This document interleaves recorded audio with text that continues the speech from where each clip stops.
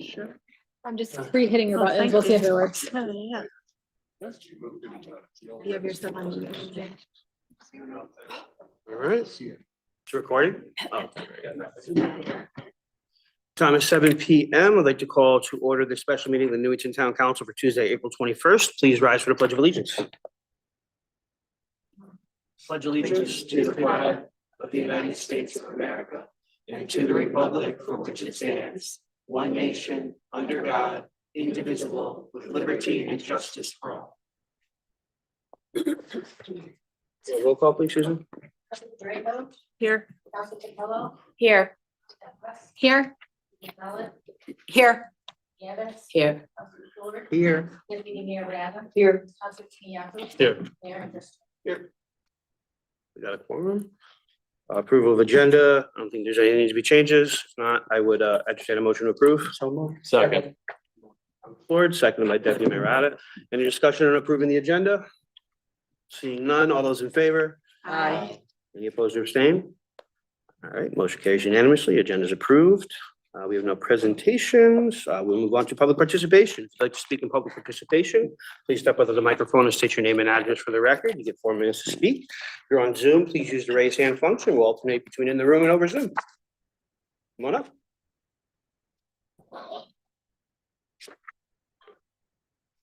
Stuart Kelly, 641 Willard Avenue.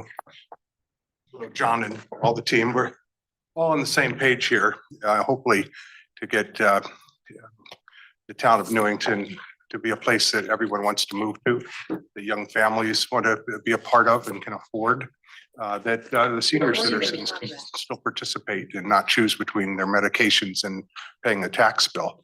And it's not an easy task. I applaud AJ for going on the social media, because there's really not much out there to tell us whether the $1 million animal control facility had already been resolved. It's kind of hard to know, what 3 million, you've been able to cut. And I hope that you can do another 3 million.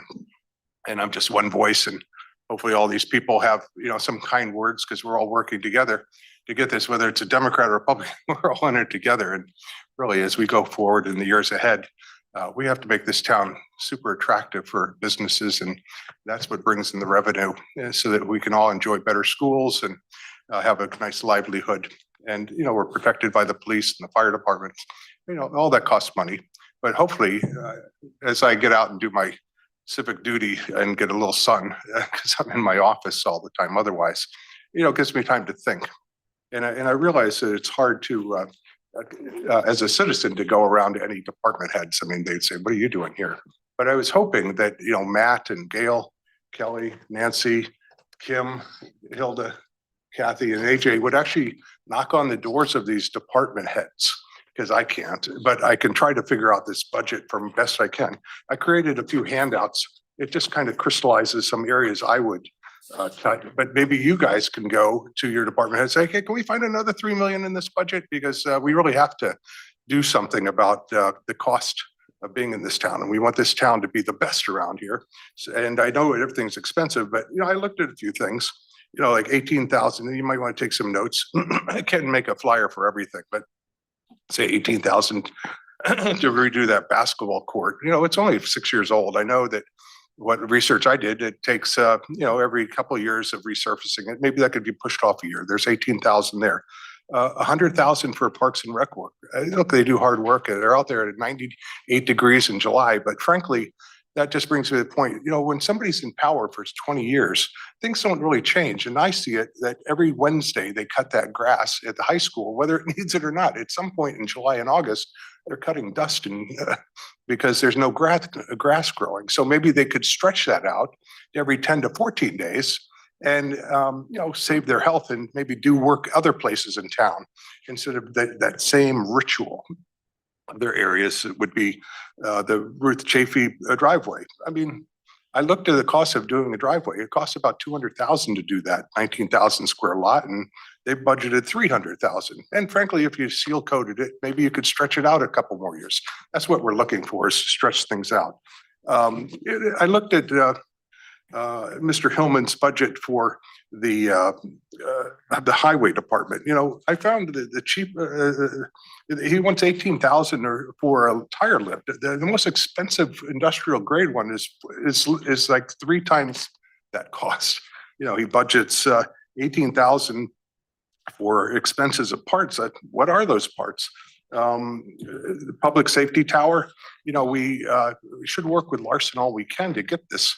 And in my note, hopefully whoever got that note can comment on it, that we're working maybe against Larson when maybe he's so senior he could help us. 40,000 for the Bonavita toilets. I've already talked about the animal control I talked about. So my time is up. It sounds like it's going to be a long night, but a fruitful one. And maybe we can win all. Thanks. Thank you. Thank you, Mr.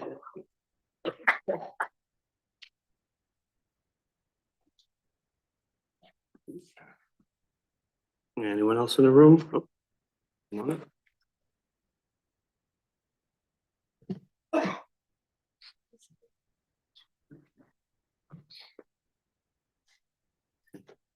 Good evening, Jonas Roberts, 6 Pfister Drive.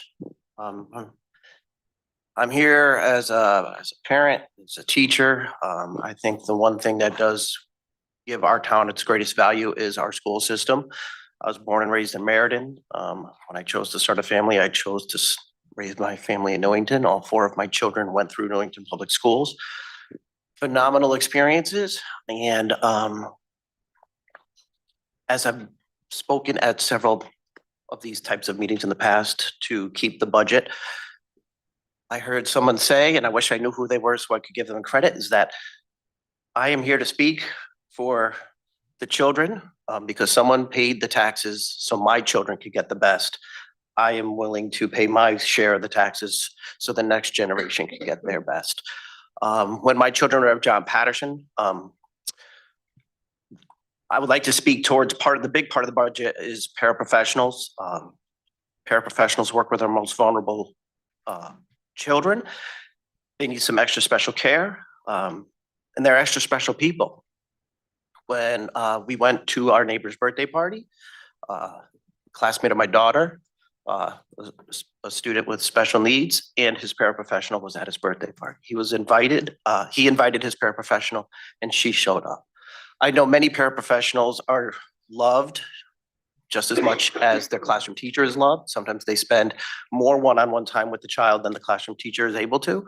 And they're considered family, and they continue to stay in touch after they move on to a new school, the students move on to a new school. So I think they're a very valuable part of our school system. And I would like to make sure that part of our budget is maintained to make sure that they're able to live, have a livable either wage, salary, insurance, something that could make them choose this as a career path. Many people do choose it as a career path. We've lost some of our greatest paraprofessionals because it's not livable with what they're making. The situation is not livable. And so we want our students at Newington High School to choose a path. And just like we want many students to go into education, to go into the trades, to go wherever they want to go. Being a paraprofessional should be an option for them. And right now it's really not an option for someone who would like that as a career. I think a 0% increase is not something that could ever be done in this town again. It will hurt our town. I think if or when things collapse, the thing that's going to keep our house prices above every other town around us will be our school system. If we don't invest in a school system, that will cause families to leave. And I think we can find ways to spend. I appreciate you really looking through the budget and making some cuts, but I would ask you to keep as much of the budget as possible for education. That has always been the shining light and the attraction to our town. It's what brought me here. It's brought what many other people to our town. So I would encourage you to keep the budget for education the way it is. Thank you. Thank you.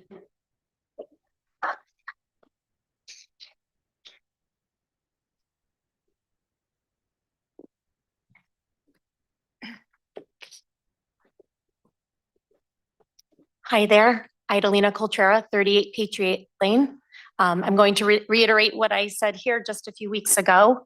I was a special education teacher in our district from 2003 to 2009, and I'm currently a classroom teacher. You see, paraeducators are the backbone of our schools. They work with our most vulnerable population.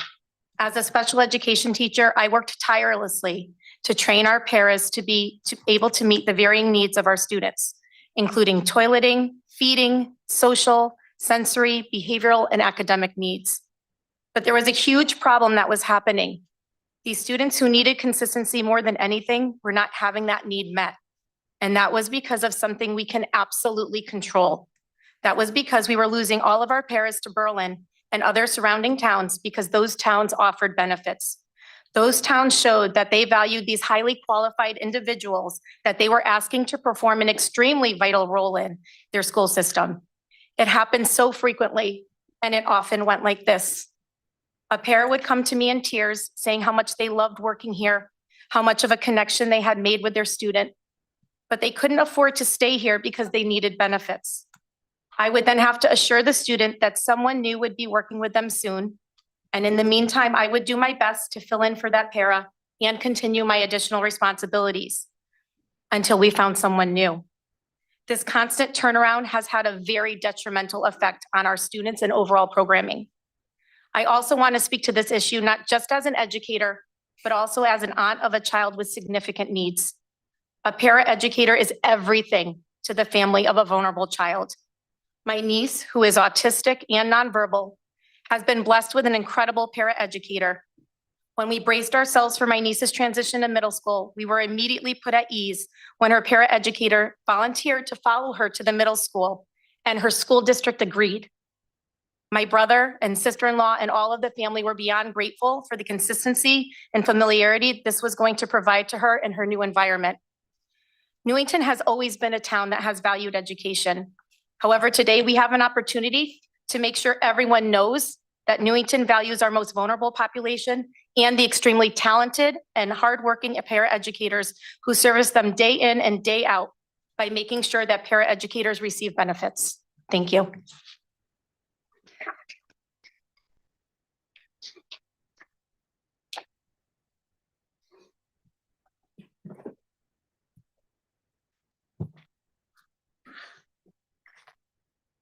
Evening, everybody.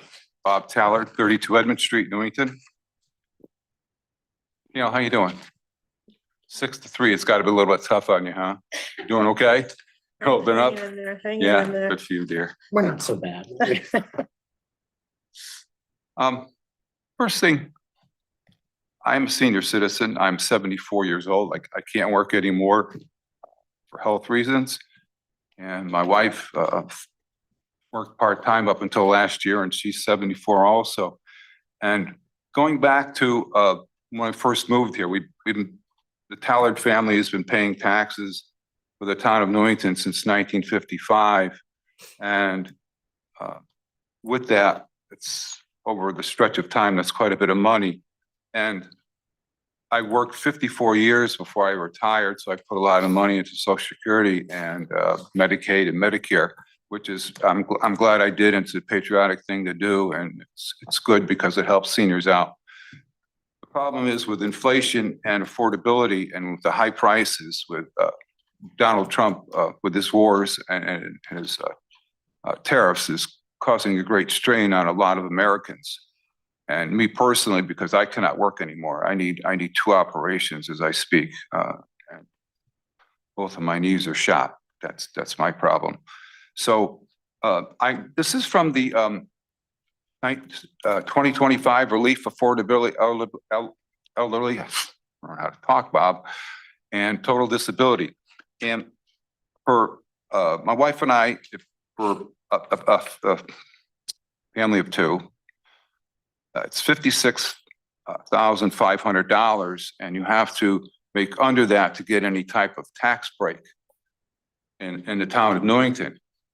I would like to see that because anybody 65 and over to maybe, I'm just throwing a number out there, maybe 10%, or take this $56,500 and maybe reduce it $100 or so every year to, because there's no way I can control inflation. I just drive less. I'm gonna probably try and buy an e-bike when I could ever afford one, because gas is pretty tough to deal with right now. And you still have to live, you still have to buy food, you have to buy groceries, you have to take care of your family, and obviously you have to pay taxes and maintenance on a house. I own a house.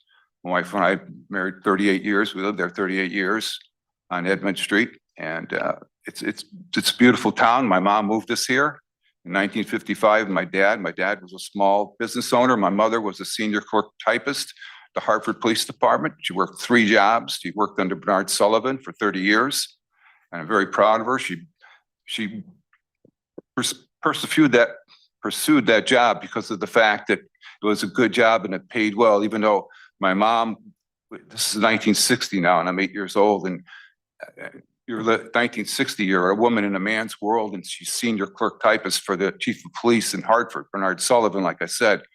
But she persevered, and she actually ended up working 3 jobs. And my dad was a small business owner, so he doesn't have any benefits, and a small business owner back in the 50s does not make a heck of a lot of money, especially in New Britain. So what I'd like to see is maybe this drop, this $56,500, maybe $100 a year or something like that to help seniors out, because I have no control over it, inflation, and I'm at the mercy of the government. So thank you very much for your time. Thank you.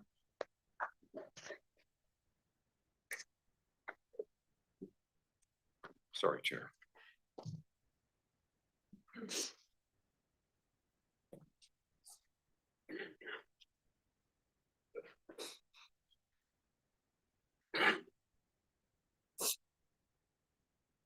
Hi, everyone. Thank you for the opportunity. So good evening. My name is Jennifer Rodriguez, 71 Northwood Road. I'm lucky enough to call Newington my home and have the opportunity to teach in this community. I'm here tonight because I am deeply concerned about the proposed cuts to the education budget, especially the impact on our paraeducators and tutors. I want to share what I'm hearing directly from them. One paraeducator shared that they are working multiple jobs just to get by.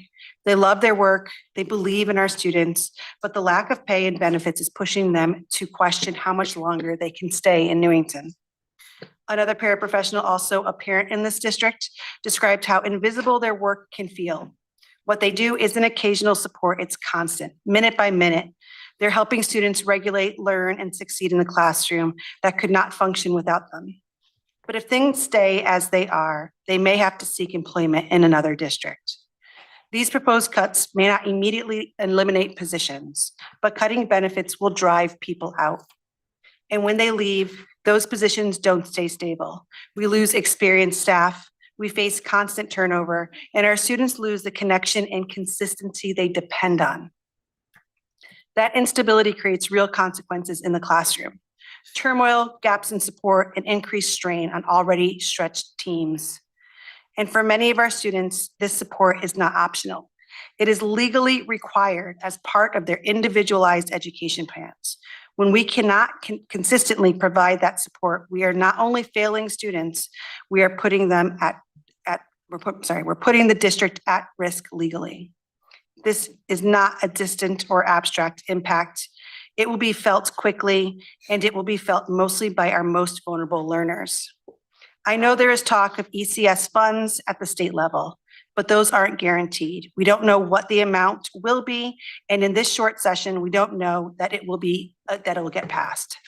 To pin your hopes on the what ifs of state funding doesn't feel like a responsible way to ensure services that we are legally bound to provide. I urge you to maintain the education budget as proposed and to protect the people who make our classroom work every single day. Don't give them a reason to leave. We need them, but more importantly, our students need them. Thank you.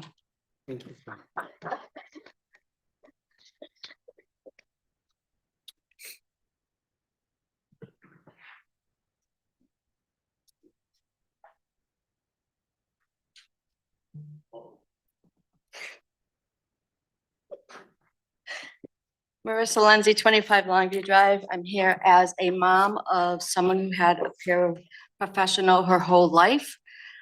She's had many paraprofessionals and she still talks to this day, and she's 27 years old. One of her paraprofessionals stayed with her through middle school only because she did not want to leave Brittany alone, because Brittany was very, very attached to her. And the only reason why she stayed was that she left for one of our surrounding towns because of the insurance. And so Newington lost a amazing paraprofessional. So I just want to say the paraprofessionals, they deserve it. They work hard. I know the job they do is hard, especially the ones that are high end. So I just wanted to come up and tell you all about that, just to say, please think about them when it comes to the benefits, please. Thank you.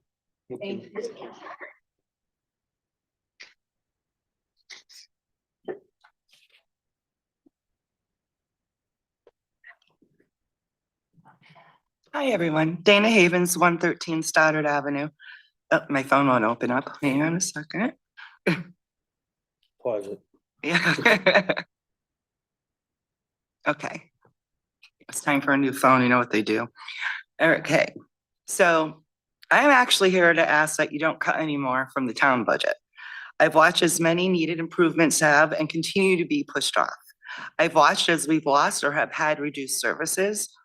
I think it's time, I'm sorry, but you need to ask the BOE and the Newington Public School System to look within themselves and find ways to save money. And it doesn't have to be from the para educators. There are so many other ways. I know that you've heard me and others say throughout the years that they are very top heavy, that they have way too many administrative staff, both in the BOE offices and at the schools. As the budget stands now, I'm looking at an increase to my mortgage payment of $166 a month for the escrow part. I know that I'm not alone like this or in this. I also know that kind of hit to a family's budget can cause many families and children to suffer. So it could mean that they wouldn't have enough money to sign up for sports program in the schools or in the town. They may not be able to afford the rental cost or purchase price for an instrument so they could join the music programs. It could mean they couldn't afford the price for them to join after school clubs. Nobody ever wants to hit the BOE, but I did a little research with ChatGPT. I am like obsessed with this thing now. And just for comparison, since 2022, the Board of Education budget has risen by 10%, and the town budget has only risen by 1.3%. So there's quite the disparity there. And that's about it. And good luck and thank you. I know you guys have all been working so hard every single day, not just these weekly meetings, it seems to be now. Good luck. Thank you.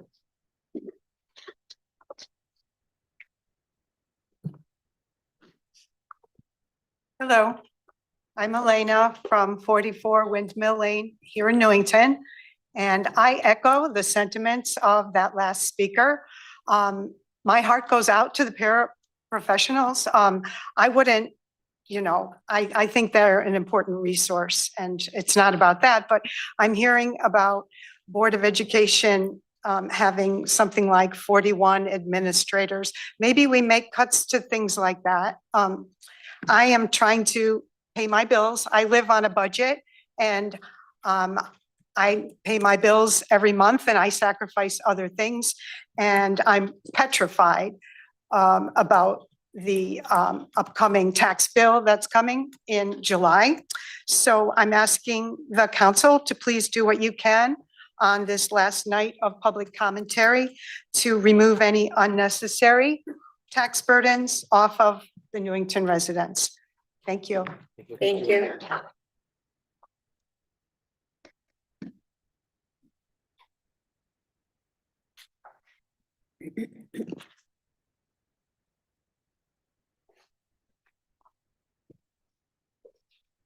Tim Newton, 75 Barnard Drive, Newington, Connecticut. I want to talk about the gavel at the end when you decide what we're gonna have to pay and the whole bit. I have concerns with the talk about a phase-in. I have several friends who lived in West Hartford. They still live there. One bought my parents' home. They were told it was gonna be a $1,250 phase-in. The first year it hit $750, so he's expecting $500 the next year. But other expenses came up with the town. So he was shocked when he got a $750 and a $750.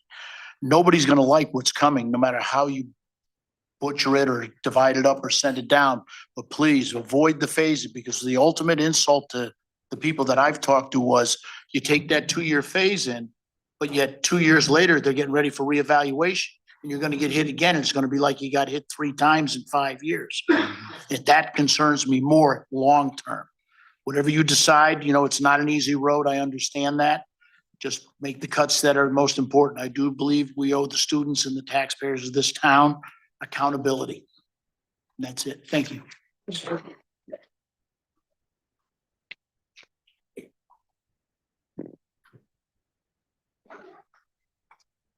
Hello.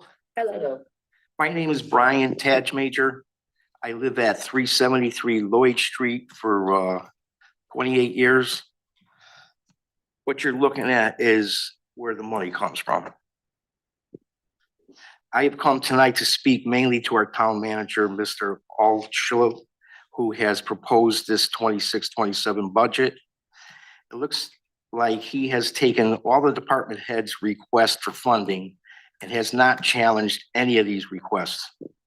Tonight, I'll just give you my research on just one line of the budget from the highway department.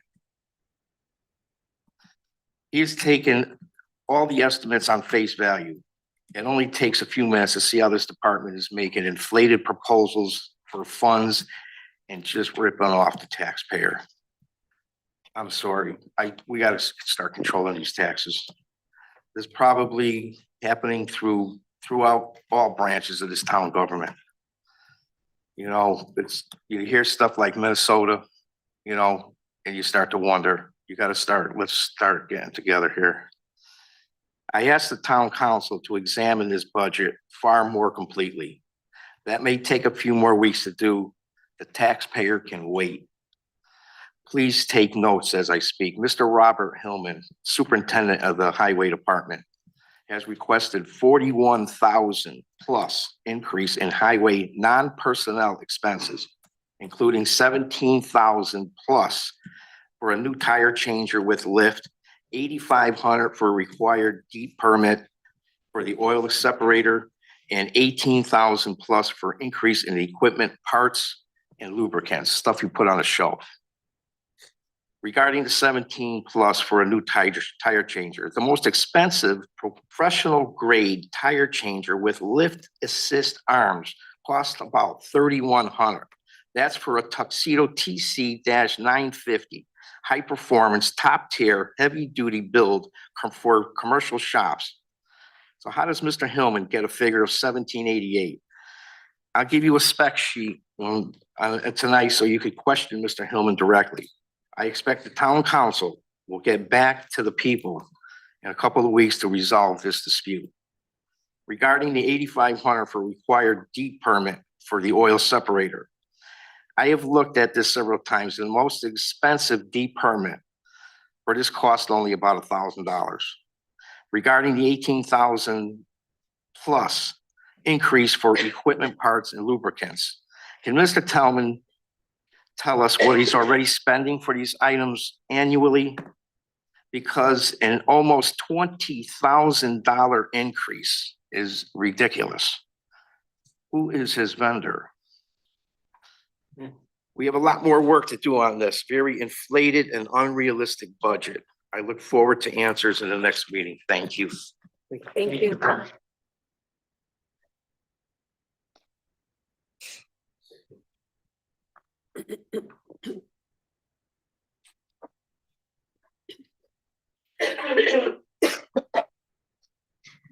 Hello, I'm Danielle Rooney. I live at 20 Puritan Lane.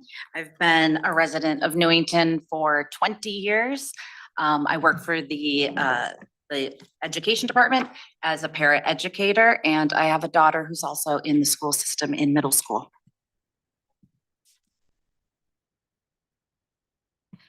As a para-educator, I'm asking the town council to reconsider any drastic cuts to our education system, not only for the sake of the staff who serve in it, but for the students whose futures depend on it. Those of us who work as para-educators and tutors do this work because we believe deeply in the children. We choose to show up every day for students who need extra support, patience, consistency, and encouragement. We help children to learn to read, regulate their emotions, build confidence, and navigate classrooms that can often feel very overwhelming. We celebrate the smallest milestones because we understand that for some students, those small milestones represent mountains climbed. Yet, despite the importance of this work, many para-educators and tutors are paid wages that leave us hovering at or below the poverty line, earning in the realm, and I speak personally as a para-educator who has consistent attendance, we earn in the realm of $25,000 a year. And we don't get paid summers. So when you hear people having 2 and 3 jobs, please take that into consideration. These positions also lack adequate health benefits, forcing dedicated educators to choose between serving students they love and taking care of their own families. This is not sustainable. And it is one of the biggest reasons for the constant turnover in these roles. When para-educators and tutors leave, students lose far more than staffing numbers on a spreadsheet. They lose trusted adults who's understanding their learning styles, their triggers, their strengths, and the strategies that help them to succeed. They lose the individualized attention that can mean the difference between falling behind or finally breaking through. For our most vulnerable students, those with disabilities, emotional needs, academic gaps, or unstable home lives, these relationships are often essential. Consistency matters in education. Trust matters. Familiar faces matter. Every time a student has to start over with a new support person because the previous one could no longer afford to stay, we ask that child to carry the burden of a broken system. Those of us who remain to do so because of this work is a calling. The greatest benefit of this profession is not found in a paycheck. It's in witnessing a child read for the first time, solve a problem independently, make a friend, or believe in themselves. If we continue to cut education funding, we are not trimming excess. We are weakening the very support that helps these children thrive. I urge you to invest in our schools, protect these positions, support fair wages, meaningful benefits, and stable staffing so that students receive the care they deserve. Please do not balance budgets on the backs of children and the educators who serve them. Our students are worth more than cuts, and their futures deserve much more than short-term savings. Thank you very much for your time and consideration. Thank you.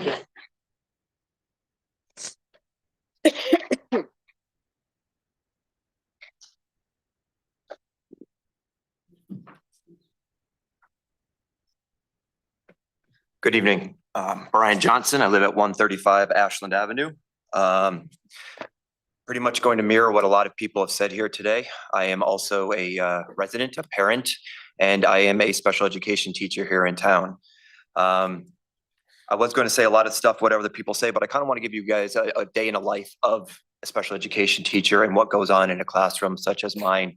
You know, on any given day, I'll have a student that will be so scared and anxious of, you know, whatever's around them that they're going to run out of the room. I have 3 other students who are teenagers and are not toilet trained.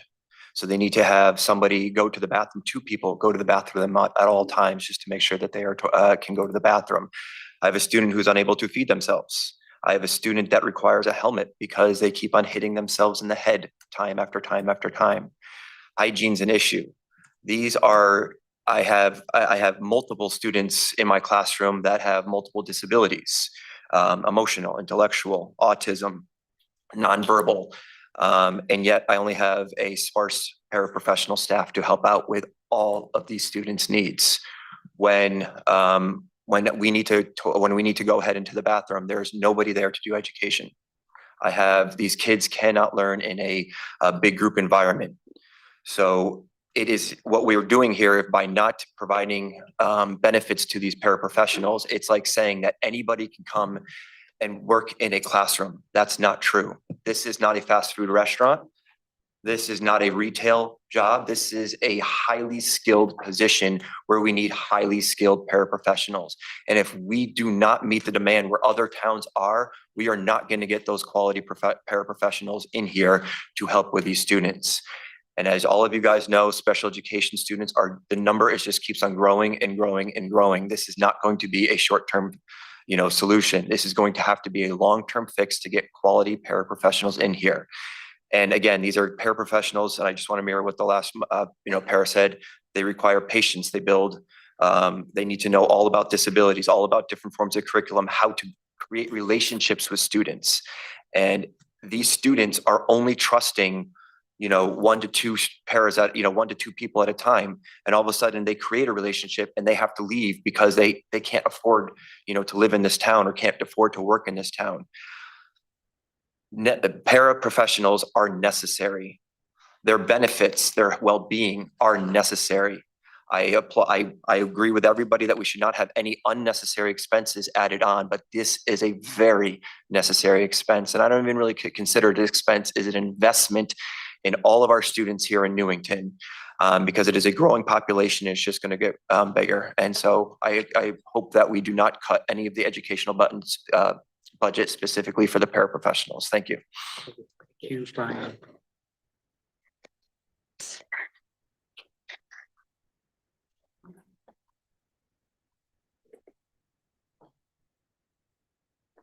Anyone else in the room or over Zoom would like to speak in public participation?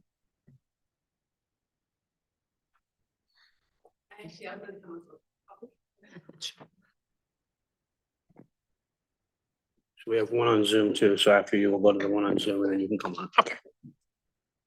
So I'm going to speak my name is Lewis, 482 Churchill Drive.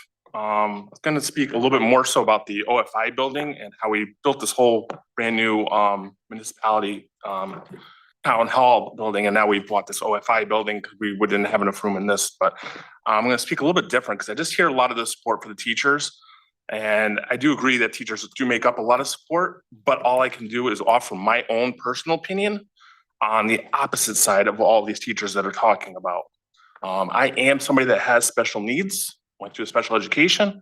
I decided to try to open up my own business because I couldn't basically go with the flow of a workplace. A lot of kids are going to struggle when they get into the real world. They're not going to have that support system that they have when they go through the education system.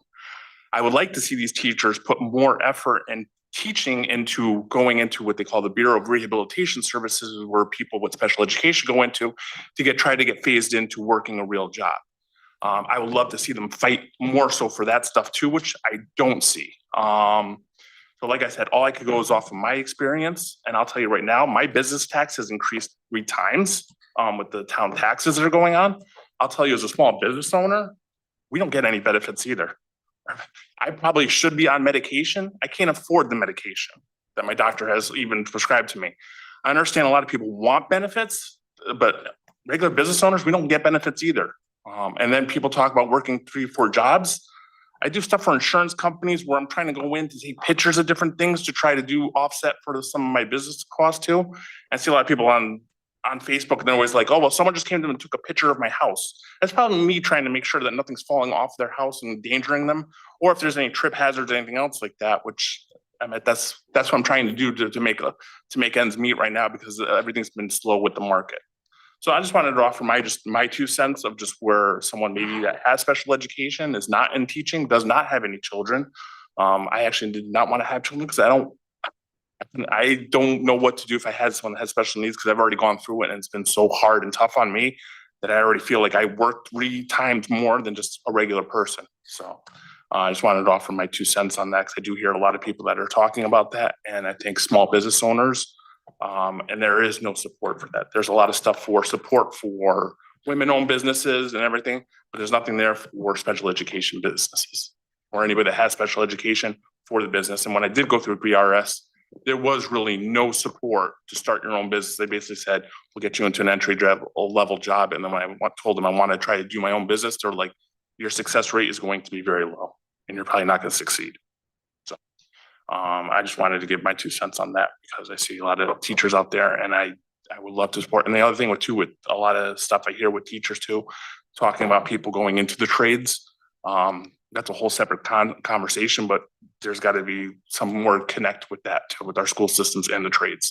There seems to be a lot of disconnect right now, so. Thank you. A couple on Zoom, we'll get to one, and then anyone in the room, whoever wants to go next in the room, feel free to step up, but we're gonna go to Ms. Huang. Go right ahead. Hello, Tamara Huang, 279 West Hill Road. I am a Newington resident. I've been a Newington resident for the past 17 years. I'm also a certified special education teacher, and I work for Newington Public Schools. I just want to urge you not to make any further cuts to the Board of Education budget. As a certified special education teacher, I know firsthand how important paraprofessionals and their expertise are to how the system works. I think a previous speaker said it really well in that making cuts to paraprofessional supports is asking children to carry the burden of a broken system. Newington works really hard not to be a broken system. I think we have great initiatives and wonderful academics and wonderful support systems for our students. I have 2 boys in the school system who do not have IEPs, but they too benefit from the supports that paraprofessionals provide for all of their classes, for their peers, for their classmates. And I think it's really essential to make sure the Board of Ed budget is not cut any further. Thank you. Thank you, Tamara. Anyone in the room? If not, we got one on Zoom. Come on up. And we'll go to the other one on Zoom.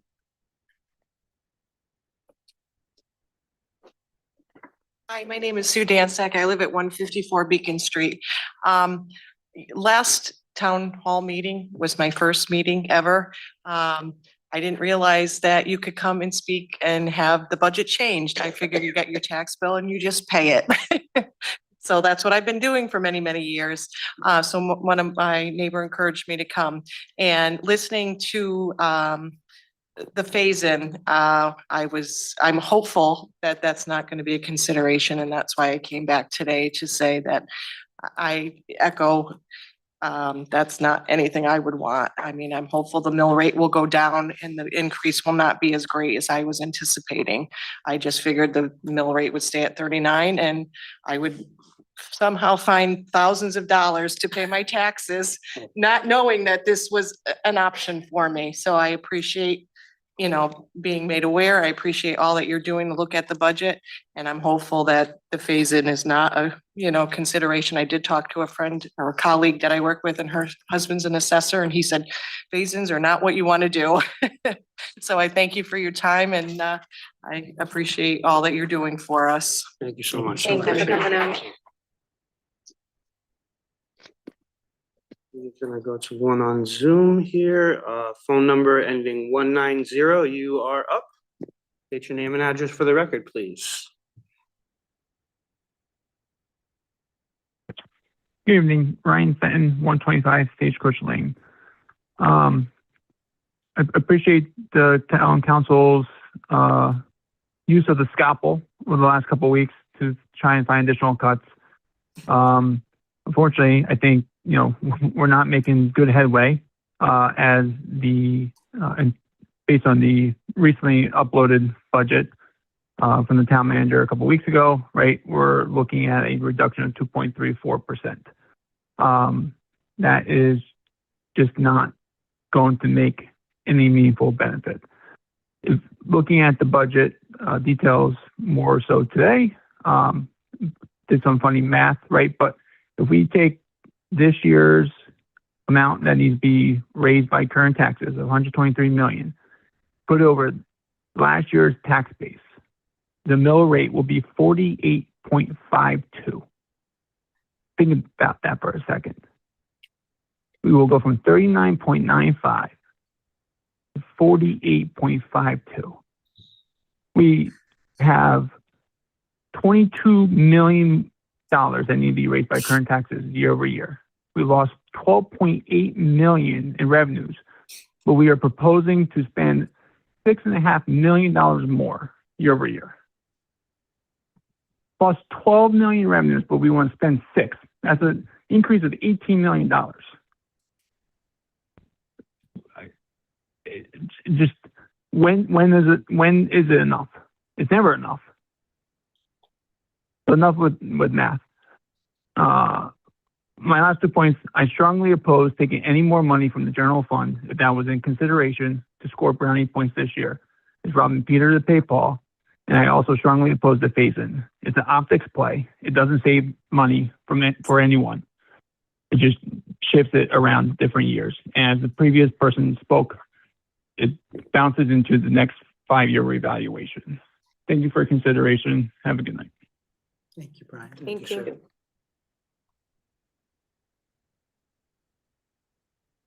Anybody else in the room or over Zoom that would like to speak in public participation?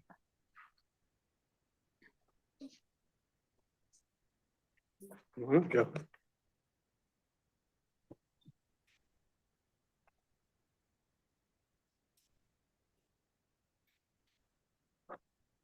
Good evening, council. And another thing, now, gotta get a little smile out of you guys. I think, Just state your name and address for the record. We know who you are. You gotta state your name and address for the record. 36 Baldwin Court, Joe Harpy. I think the biggest problem here is no matter what you do with the mill rate, we're going to have a composite of expenditures that are going to follow us in the next budget area. I don't see the board's calculations and needs going to be any more reduced through the next budget, and our needs reflected within the next budget. We're probably looking at close to another $10 million gross increase.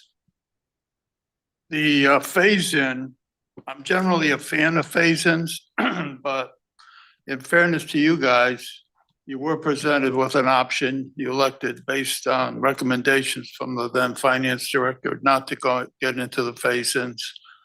This one's a little late. I think the train has left the station. And I say that because the dollars involved in that phase-in would have to be offset with either two bad options. One, you make additional cuts if we don't meet what the town manager says we need in tax revenue coming in. I think his original number was 112 or 127 million that he needed to see come in from tax collections, plus 30 million from other sources. If we're off on that number and we implement this phase-in, we have to have a way of making that up. And there are only two ways to do it. Either you cut more, which listening to this audience, nobody's in favor of that, or you jack the mill rate up to support it. So there's a little bit of fallacy about reducing mill rates unless you can get the 50% cut. Going marginally, you have to, and I understand that, but this is a real problem for us. As far as special ed, that's taken on a life of its own. I knew, I had a neighbor that had an autistic child. He's a bright kid, it goes with it. And truly it was difficult for him and his family. It still is, but they're very supportive, and supportive parents are key to that program. They can't step out or they can't be in a conflict because it makes the teacher's job that much more difficult if the parents aren't landing on one theme to support this child. But there's a limitation of money. And we can battle over it every year. You guys can speak to it better than I am. You're right in the middle of it. The town manager knows it. There's got to be some statewide or regional resolution to this. It's a separate problem which needs attention, which needs the experts to be applied to it. By the same time, we have to be fair. The taxpayers are writing the checks. So it's a hell of a situation to be in. I would say this to you. I think you've done what you can do, whatever else you can do, and you can only do what you can do. And how it goes out, it goes out. It's beyond the next political election, has nothing to do with it. I know you're looking at this objectively and subjectively. Do the best you can with it, because there's really no easy way out of the room on this. We can't destroy the town side.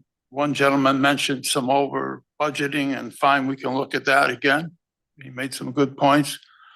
But on the board side, you can't tell them where to cut. You know that lesson. But you can't give them less than you gave them last year. That's a state requirement. You can't undercut them. So do the best you can. I appreciate all your hours and work, and God bless you all. Thank you. Thank you. Appreciate you.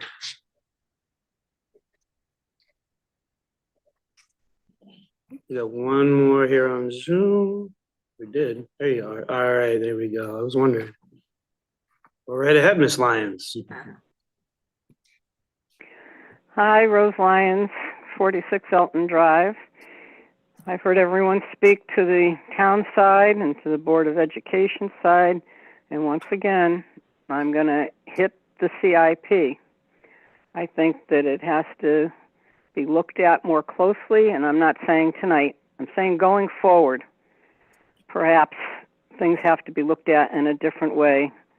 And as I have said, and former Mayor Mortensen had added to, we need to look at our needs, our wants, and what we can live without.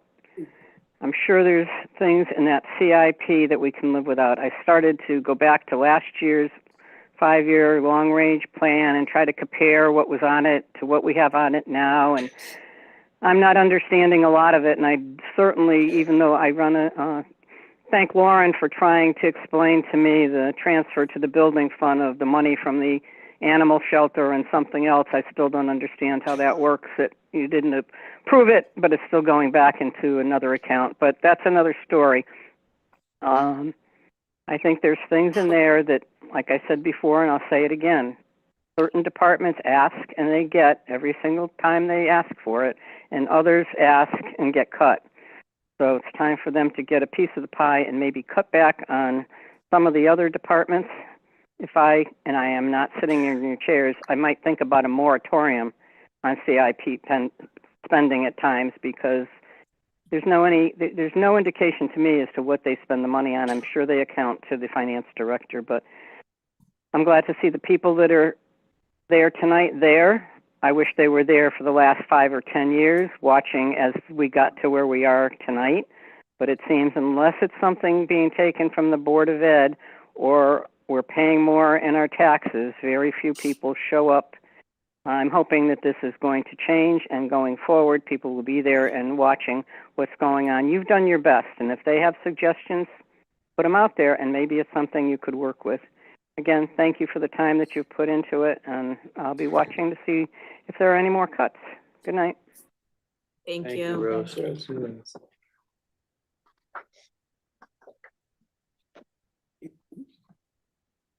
Anybody else in the room over Zoom would like to speak in public participation? Come on up.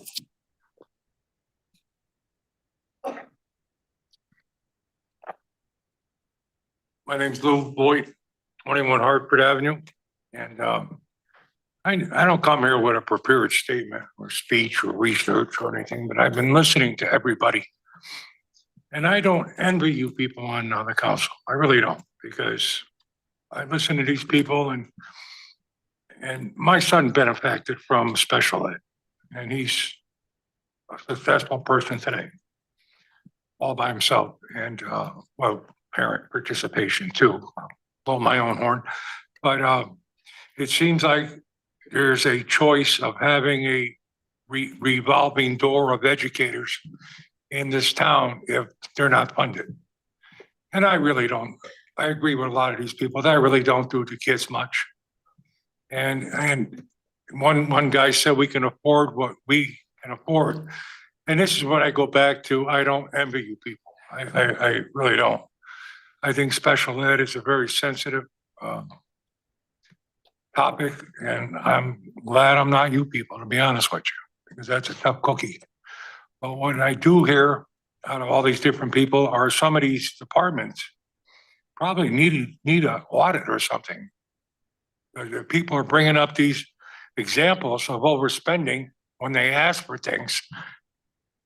Who has the time to investigate these people for what they're asking for? You people have full-time jobs, I'm assuming. So it's not you. So you got to trust the people that are bringing this shit up. And I don't think there's a lot of homework. That lady just spoke wants and needs.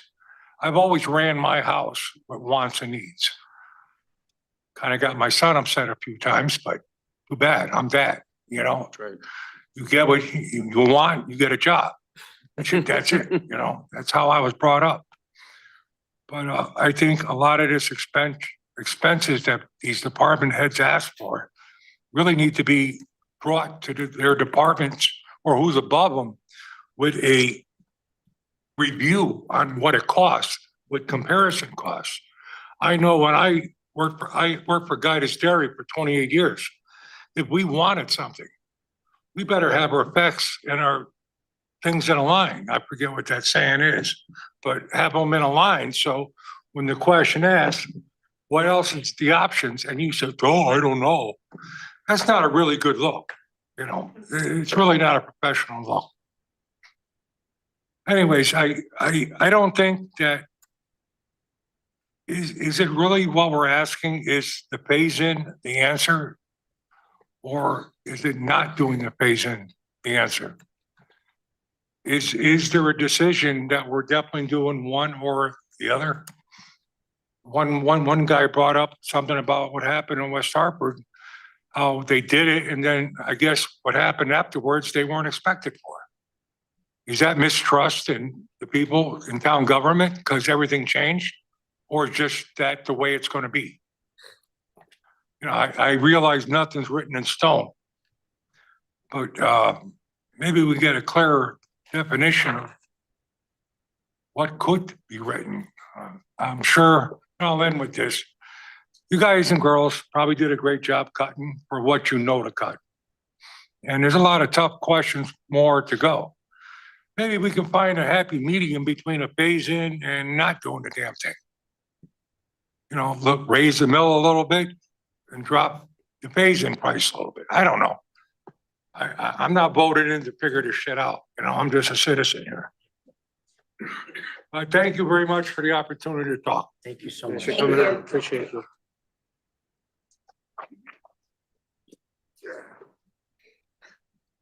Anyone else like to speak in public participation, either the room or over Zoom? Very good. Are you getting sick of seeing us here? Not at all. Really empty. This is great. Every time, Happy yeah. to see all of you. Don't leave I us know in the you've been summer. wo- Make sure you're back. What's that? Make sure you come back in the summer too. I know, right? Now that I know where you are, you're not gonna That's get right. rid of me. That's good. We like the company. Anyways, I do appreciate all the long hours. I know how many hours you've been. Could you sitting- state your name and address I'm for the sorry. record? So sorry. Donna Valenti, 146 Beacon Street. I know you've been working hard. We've been sitting here while you're in the back room doing what you can do, and I still, you know, I want to just say two things. Number one, I'm also very afraid of the phase, and I think it's gonna come back and bite us. And the only other last thing I'd like to say is, like I said before, I grew up in this town. I love this town. I was born here in 1953, and I've been here ever since, and I don't want to leave. But seniors are struggling, or fixed incomes. I mean, I understand about the schools. I get all that. I do. But somehow or other, I'm just looking for any kind of relief we can get, just so we can stay. You know, be able to just afford the basics. I mean, everything's going up every place you look. It's not just you, it's not you, it's everything. Cost of living, you know what I'm saying. gas, everything. I don't see anything coming down anytime soon. And the last thing I'll say is what I've said before. I've never even paid interest on a credit card in my whole life. I'm very fiscally responsible. If I can't afford it, I don't buy it. Simple. So it's just a budget. You got this much money and you got this much expense. If they don't match, you got to find a way to cut somewhere. I'm not telling you what to do or how to do it. I was really happy to hear last week that you're really trying, and I believe that you are. And I wouldn't be here if I didn't think you could do more. And I'm asking you to do whatever you possibly can. And I really appreciate all of you guys. Thank you. Got one on Zoom. iPhone, you are ready to speak. Please state your name and address for the record, please. Hi, my name is Christopher Biesha at 53 Maple Hill Avenue. So I'd just like to say a few words. Much along what the previous person said, residents can't be expected to keep absorbing the impact of shifting tax burdens, especially when commercial properties are seeing reductions. At some point, it stops being about budget needs and starts to become a question of who is being asked to carry the load. If commercial tax contributions go down, the gap doesn't disappear, it gets pushed onto homeowners. That's not a neutral outcome, it's a policy choice. And for many families already dealing with higher costs across the board, there has to be a limit. So when does it end? At what point do we say the burden on residents is high enough? A 0% budget increase is one way to draw that line. It signals that the town needs to adjust internally rather than continue to shift costs onto taxpayers. If there are structural issues like the over-reliance on residential taxes or the impact of reevaluation, then these should be addressed directly, not masked by increasing taxes over time. This isn't about refusing to fund the town. Rather, it's about fairness and sustainability. Growth and spending should not be automatically translated into greater pressure on the same group of taxpayers year after year. Ultimately, it comes down to basic budgeting discipline. Like managing a household, there is a finite budget to work with. When costs increase in one area, they must be balanced with reductions elsewhere. Thank you. Thank you.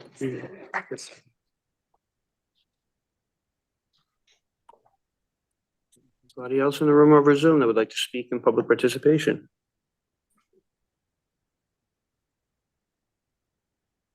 Hi, how you doing?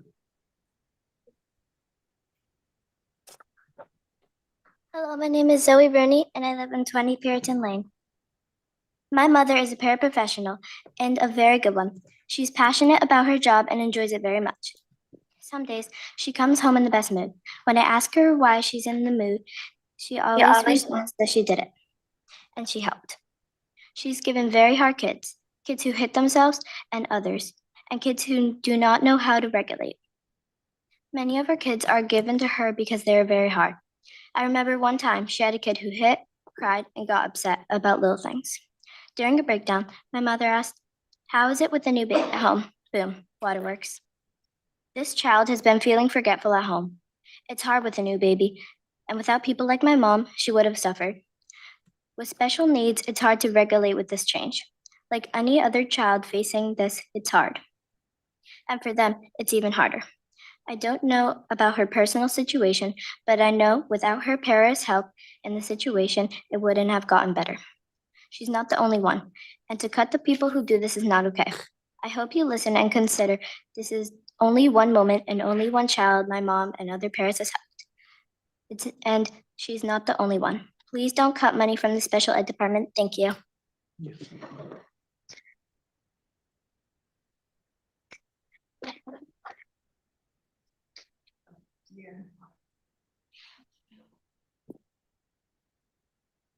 Anyone else in the room over Zoom would like to speak in public participation? If not, Zoe can come up anytime she wants. That was great.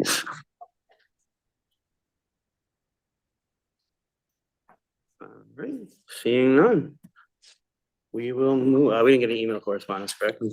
All right, we will move on to remarks by councilors in public participation. I'm gonna hold most of my comments till we're done, but I just want to say thank you to everyone for coming out. It's nice to see a full room and I appreciate all the comments you made. Want to add for the record, to the paraeducators room, my mother worked as a paraeducator at Wallace for 4 years, so I completely understand where you're all coming from. And it's a very important thing to me as well. So I hear you all. Counselor Gonzalez. I just really want to thank everybody for coming out, and I want you to know that it matters that you're here and what you're saying, and we do hear it and we are listening to you. So thank you very much for coming out, and I do hope that you continue to come out, that it's not just for this time, because it is nice to see everybody and you're able to learn more about what's going on. Some of the questions and things that you've said about some of the certain, topics have already been talked about, and you might have known the answer if you had been involved at a different time. But hopefully we'll be able to answer some of these questions for you. And again, thank you so much for coming out. Thank you, Counselor. Counselor DeHaas. I do thank everyone for coming out tonight. I just want to clarify that the town council does not have line item authority over the Board of Education budget. So I know we've had a lot of folks come up tonight and speak to specific items, but we are not able to actually say this item here, that item here, and this item here is what's going to be cut or reduced. That is the responsibility of the Board of Education and the superintendent's office. So I do notice that I think almost every one of them, or most of them, are here tonight, so they've also heard you and your concerns. And I've learned a little bit tonight. I didn't realize the annual salary for a para was what it is, or what we're being told it is. I will note that in the back of my mind as we're discussing items. I will say that it was a bit of a shock to me to learn that, especially when I see other contracts for the unions coming in at 4% and 5% raises that are being authorized, and our paras are not being paid comparably.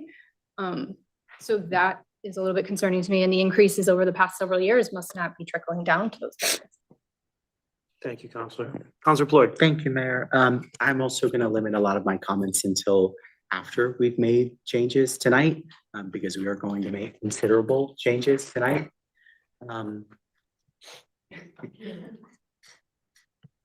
This budget evidently is going to profoundly impact people from all kinds of backgrounds. Tonight, we heard from paraeducators, we heard from teachers, we heard from seniors, we heard from young families, we heard from small business owners, all of whom are concerned with the impact of this budget. And I want you to know that we take that extremely, extremely seriously. This has been a very difficult budget, and that is because of the effects of this revaluation. That burden shift that was spoken to is not our choice. That burden shift is the effect of revaluation when, on average, this amount has gone up for residential at about 56% and commercial's gone up about 30%. The effects of revaluation are severe, and they're going to affect all of you as well as all of us, who are all property owners in this town too. We are also horrified at the impact of this budget and what impact it will have on all of our home budgets. So I just want to emphasize that we take that extremely, extremely seriously. I'm so grateful that everybody is in this room tonight to share their views on this budget and how it may or may not impact them. And I hope that you'll continue to come out. As Councilor Gonzalez said, a lot of the items that you've referenced, we've taken action on tonight, we've taken action on over the last month. And so know that we're on the same track as you on a lot of those issues. And I just encourage you to continue to come out and know that this budget is going to finish tonight, but the effects of it, we recognize, are going to be felt further than just tonight. And that you have a partnership in this council to weather the effects of that budget, whatever that budget is. And I'll leave my comments there. Thank you, Counselor. Counselor Tiniakis. Yes, as well, I wanted to thank everyone for coming out. Highly encourage you, if you have the time, please stick around. Ideally, we're not going to be gone for too long, but so you could hear what the actual steps we're actually going to take tonight are going to be. Because I feel like that's the most important thing. If not, then please watch the YouTube video at a later date. But I've seen a couple of familiar faces in the audience. So just thank you for being involved in this process. This is something that, we have 30,000 people in town and probably less than like 1% actually get involved with what goes into making a budget for the town for the next fiscal year. So I really appreciate that engagement. So please continue to be involved in things beyond the budget, because we do stuff all year. And yeah, please stick around for later. Should be good. Thank you, Counselor. Deputy Mayor Rada. Yes, want to thank everyone who has come out. Some of you who consistently have been coming out for the last several weeks. This is probably some of the most seats filled that I can recall in a very long time. And I really hope that beyond what we have been working on and what we will present tonight, that there are other issues of concern. Please come. We are 9 voices here. There are 30,000 voices in this community of all ages. And I can see one of our youngest way in the back. This issues that are important to you are important to us as well. We all live in this community. We're all residents. We work, we play, we go to school, we shop, and we vote.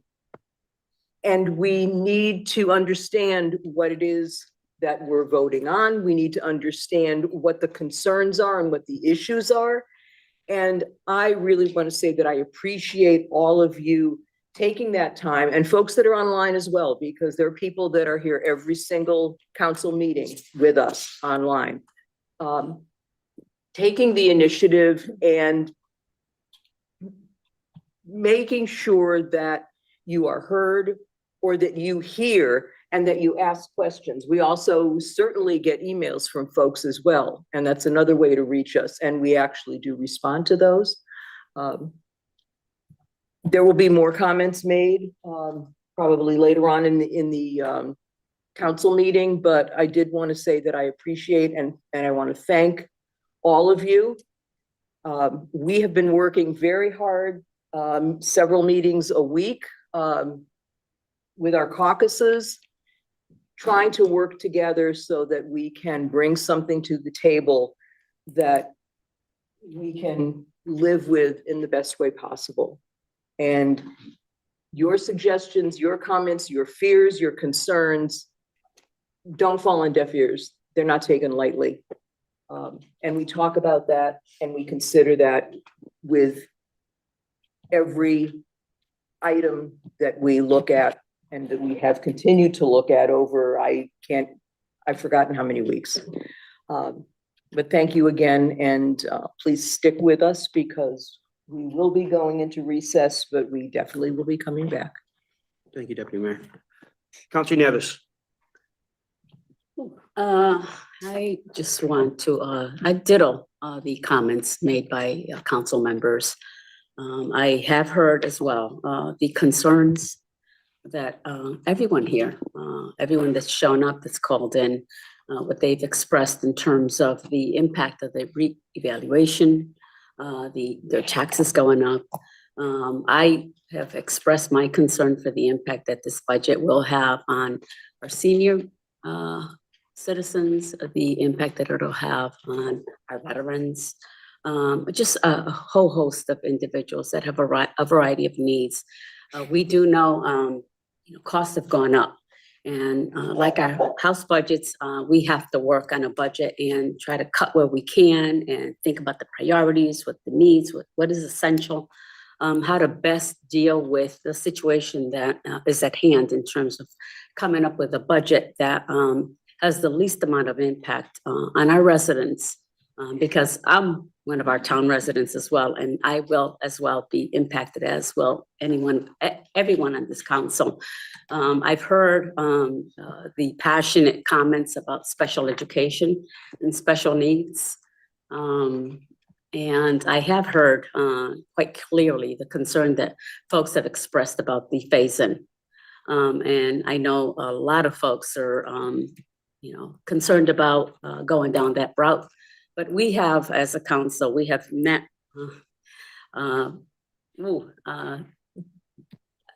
many million nights, times. many, even on weekends, to try to come up with a resolution, a solution that will best work for this town and just for every member of our community and for the council as well.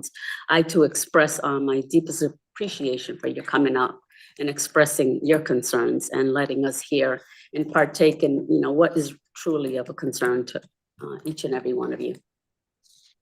Thank you, Counselor. Counselor Draco. Yeah, I just want to add to the overall picture. As Councilor Plurd had said earlier, most of the struggle with this, in all my years on the council, this is the most difficult situation I've found myself in or found ourselves in. Primarily due to the revaluation and the shifting of the burden from, because residential properties have skyrocketed in value, commercial has, gone down in value, but there's also decreased state revenue coming in. There's increased costs, inflation. There's legislative changes that are imposed upon both the Board of Education and the town that we have to implement or react to, but we're not getting the funding. And this is not, it's not a Democrat or a Republican issue or a fight. And I think this is a lot of the budgets in the past has been like, not easy, but it's like, it's been policy or priority differences and contentiousness and confrontations. This has just been so different because we're struggling with a situation that I think none of us have been faced with before, and trying to do the best for everybody, and a pretty unusual and anxiety producing situation. There's going to be, so far we've been able, each caucus has been working very diligently, and we've also been talking cross council, which we haven't necessarily done as effectively in the past, but this year there's a need.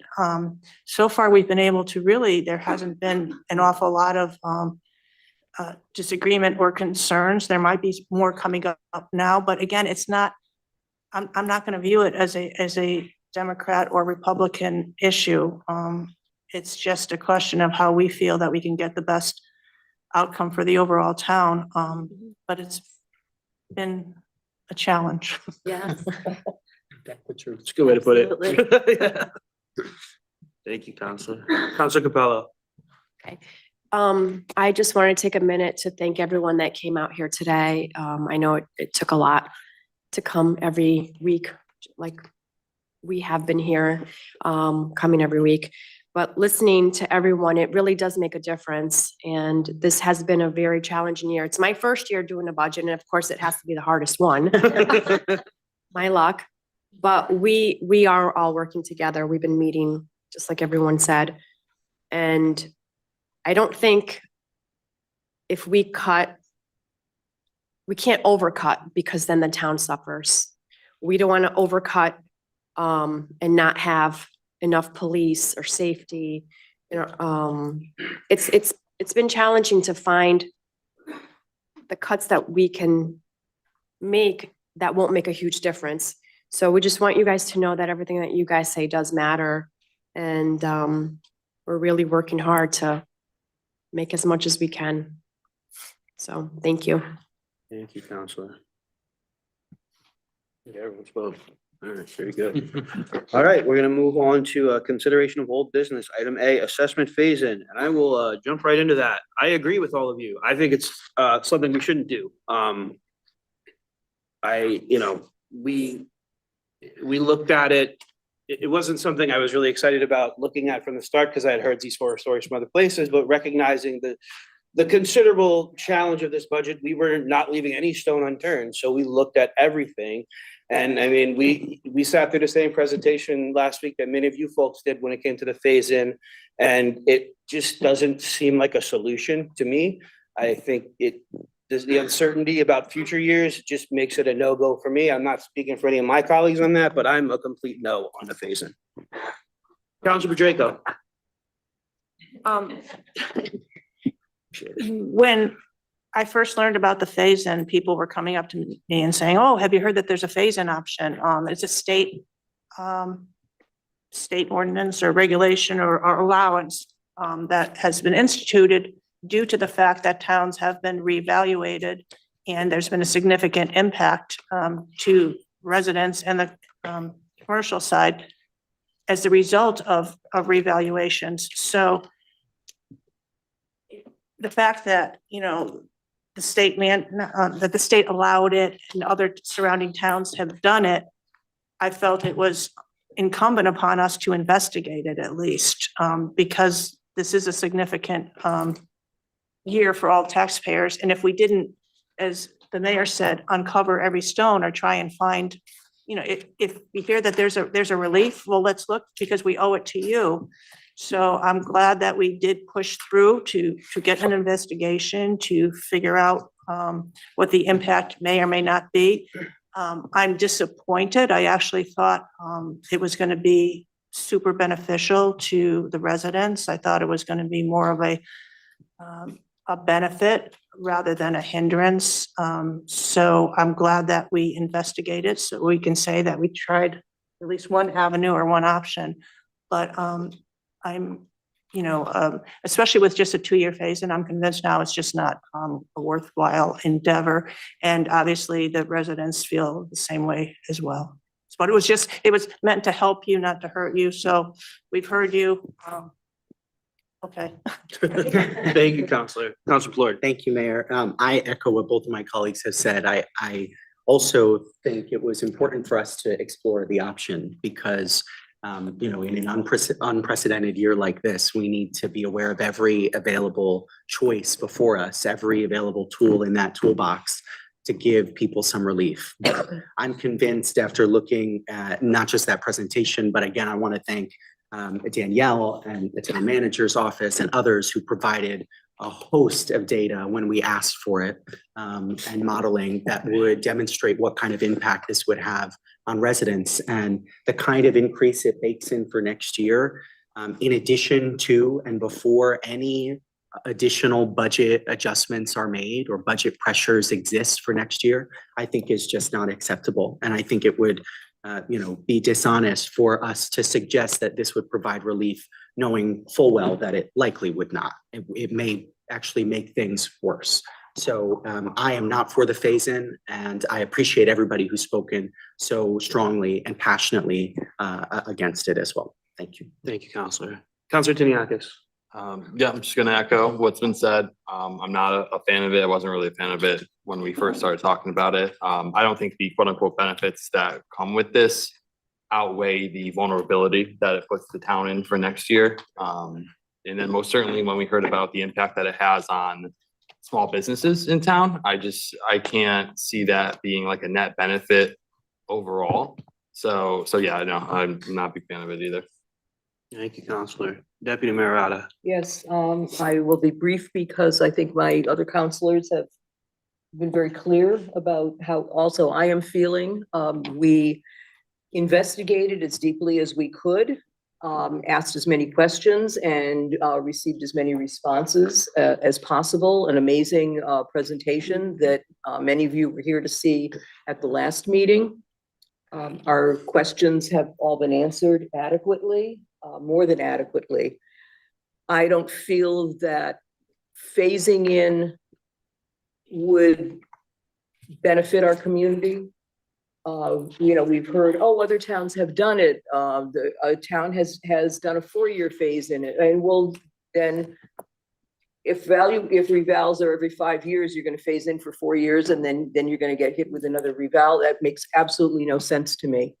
I am not in favor of a phase in and will not vote for a phase in. Thank you, Deputy Mayor. In the memo, it says council feedback is requested. Jonathan, I think your feedback is that we're a no on a phase-in. I think. I inferred that, yeah. Okay, very good, very good. Any other comments from council on this? All right, we're gonna move on to item B, budget adjustments. At this point, we're going to recess. I will not even try to guess how long it's gonna take. But if you feel like hanging out, please feel free to do so, and we will see you when we come back. Gotta be something. Yeah.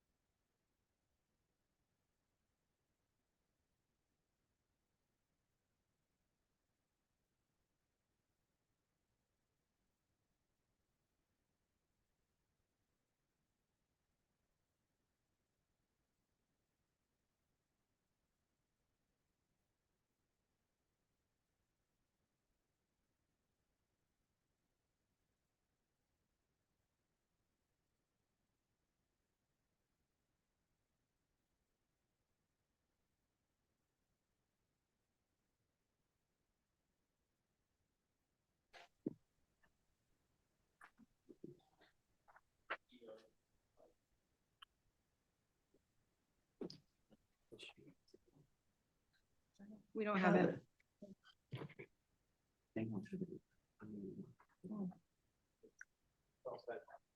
Hi, everybody. We're back. Thanks for hanging with us if you stayed out this long. Recognize that this is really, really important budget and it deserves all the time that we have to give to it. So appreciate you waiting and for your patience. And I will turn it over to Councilors Floyd and Budraco to get us going on some budget adjustments. Thank you, Mr. Mayor. Thank you for your patience. So we're going to start with an addition to 10232, subcode 8110, increase fringe benefits, fire department, in the amount of $18,750.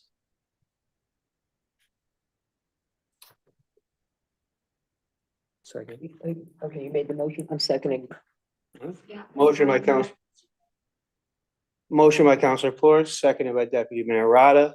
Any discussion on this? You want to explain what this is? Sure. So our fire department, this is their pension. They haven't received an increase on this item since 1995. There are very few items in this budget that are wants. We've discussed that before. This is no different. This is a need. Having not had an increase since 1995 is undoubtedly a need. And we recognize that in the midst of this budget, there are very, very limited opportunities to increase. You will go back and look at our meetings over the past month and find that there were very, very little, if any, real increases that were within our control. And this is one that we feel passionately and strongly about, again, as a necessity for our firefighters.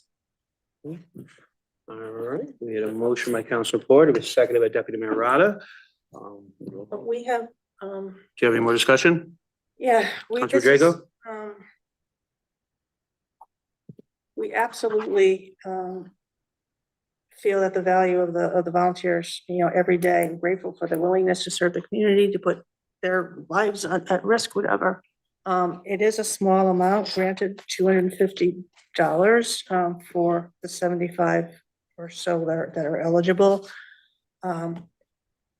But unfortunately, we feel that this is maybe not the year to, even though it's small, the fact is that $250 will be going towards, some individuals, which was well deserved, but the rest of the taxpayers will have 4 to 5, if not 6 times that amount coming out of their accounts. So it's just kind of hard for us to vote in favor of putting money into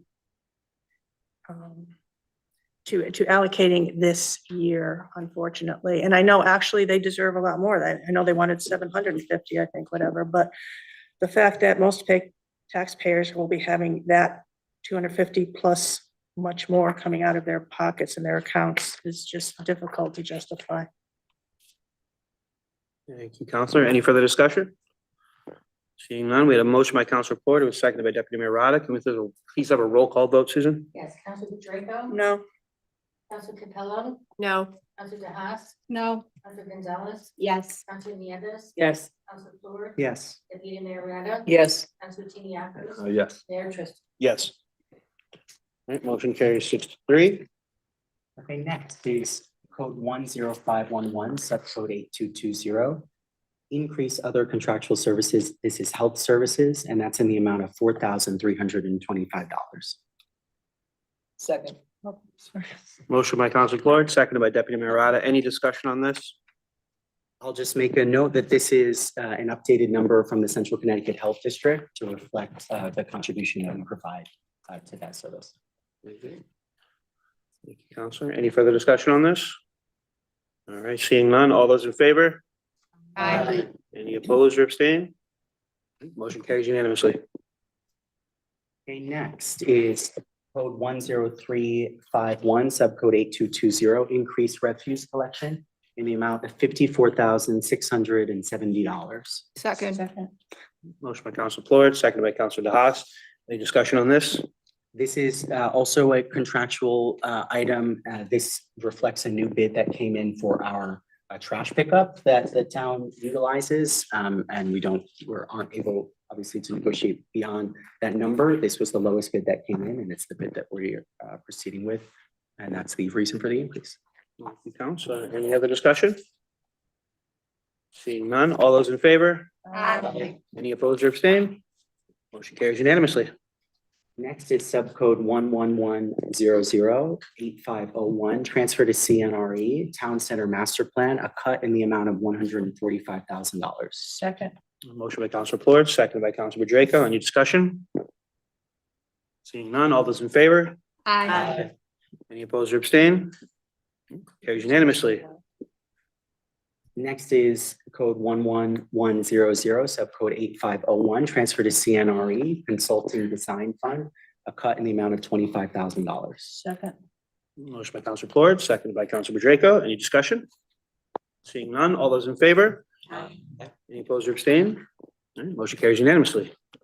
The next is 11100, subcode 8501, transfer to CNRE, park, pool, and playgrounds, reduction of 25,000. Second. Motion by Council Draco, seconded by Council Plord. Any discussion? Seeing none, all those in favor? Any opposed or abstained? All right, motion carries unanimously. 11100, subcode 8501, transfer to CNRE, revaluation, a reduction of 20,000. Second. Motion by Council Draco, seconded by Council Plord. Any discussion? Seeing none, all those in favor? Any opposed or abstained? Motion carries unanimously. Code 11100, subcode 8501, transfer to CNRE, Ruth Chafee upper and lower parking lot, reduction 125,000. Second. All right, motion by Council Draco, second by Council Plord. Any discussion? Seeing none, all those in favor? Any opposed or abstained? Motion carries unanimously. Code 10233, subcode 8310, decrease of other materials, fire prevention, decrease 1,500. Second. Motion by Council Draco, second by Council Plord. Any discussion? Seeing none, all those in favor? Any opposed or abstained? All right, motion carries unanimously. Code 14008, subcode 8601, decrease Board of Education expense, decrease 2,400,000. Second. All right, motion by Council Draco, second by Council Haas. Any discussion? Council Plord? I'm sorry, I didn't raise my. Oh, okay. Do you have any, please? In conversations, this is a 3% increase over the prior year to the Board of Ed, despite the size of the reduction. In conversations with members, we felt as though it was something that they would be able to still figure out and still fulfill what they need, but trim out some of the wants that were embedded in the budget. All right, we had a motion by Councilor Draco, seconded by Councilor Haas. We also felt that we are, confident, although it is a significant cut from what the ask was, we are asking the town to work initially with a, 2.98% increase for, serving the needs of 30,000 residents and, over 35 facilities, that we're confident that this increase from last year's Board of Education budget to, I believe, oh my God, I'm sorry, it is late. $94,371,211, which is, again, that we feel confident that the staff and the administration of the Board of Ed can work within a $94,371,211 budget and work within that budget to continue to serve the needs of our 4,000 students without impacting student learning, curriculum, or teaching staff. And if there are any because the town and the board are both facing similar pressures, unplanned mandates, escalating costs, rising healthcare, labor, decreasing state and federal revenues. And, but given the expertise of the people in our Board of Ed, we feel that they can work within their $94.3 million budget to make sure that core needs, and core teaching staff and all teaching staff will be able to be adequately supported, and should they need to identify other areas, they will find non-academic or non-teaching or non-student impact areas to look at, such as overhead or vacancies. I will add to that part of our conversations did circulate around additions to the non-lapsing fund, which indicate that they had excess funding. It was focused around pre-purchasing, using funds from a current budget year to pre-purchase materials for a future budget year. Those in and of themselves in the past 2 years was over $2 million. So that to me was just taxpayer dollars that got paid in advance that were held onto and not utilized. Counselor Floyd. Thank you, Mayor. I appreciate the work from colleagues on this side of the aisle that went into that number. I also have serious concerns that that number involves a cut in contractual obligations on the board side that would be untenable, that would result in severe changes to our school system that I don't think would be beneficial. I think it would also affect the ability of the board to provide para benefits, which we obviously know is not something that we can do here, as has been said before. We don't make decisions about individual line items, but we do still need to provide a number to the board if we feel that that number is appropriate. They still are able to make the decision on their end to decide whether or not to proceed with para benefits. And I am very concerned that a $2.4 million cut would not provide them with any room to provide that essential benefit to our para educators. So I will not support this motion, and I encourage others not to support it as well. Thank you, Counselor. We had a motion by Counselor Draco, a seconded by Counselor DeHaas. Can we have a roll call vote, Susan? Yes, Councilor Pedrinho, Yes. Councilor Capello, Yes. Councilor DeHaas, Yes. Councilor Gonzalez, No. Councilor Nieves, No. Councilor Ford, No. Deputy Mayor Rada, No. Councilor Tiniakos, No. Mayor Truster. No. The motion fails, 3-6. Okay, next is 14000, subcode 8601, decrease Board of Education expense in the amount of $1.8 million. Second. Motion by Counselor Floyd, seconded by Deputy Mayor Rada. Discussion? Counselor Floyd. Thank you, Mayor. I'll speak to this. With that amount, obviously, as colleagues on this side of the aisle have done, we have done a lot of homework to come to the number that we arrived at. We know that obviously it's been shared with us from the Board of Education that there's a $500,000 health benefit credit that they anticipate they'd be able to use to offset their operating budget. We also recognize that there's various grant funds that the Board of Education anticipates receiving, and other items as well from the state that they anticipate receiving. And in addition to that, together with other cuts from operating, we felt that $1.8 million was an appropriate amount that would still put the ball in the Board of Education's court, and we support them in making the decision to finally provide para educators with the benefits that they desperately deserve. And so we encourage the Board of Education to, with this amount that we give them, find the opportunity to provide that essential benefit to these essential employees.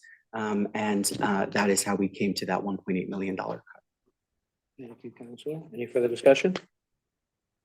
I will note that we did also have discussions and we calculated what the additional cost for the paras would be. And it'd be $1,680,000 for an average of 75 paras, which right now they're only paying for 50. So they have that money in there. And they're also about $4 million in their non-lapsing fund, which I know that they're using $2 million to offset this year's budget. But they'll also be additionally getting another $1.8 million put back in by the end of this year. So that gives them plenty of money to use that to fund their paras. So we didn't just come up with a number and to say that we weren't gonna think about the paras, because they're very important, and I think they absolutely should be funded. If anything, I think they should be getting increase in pay, and not some of the admins getting 4%.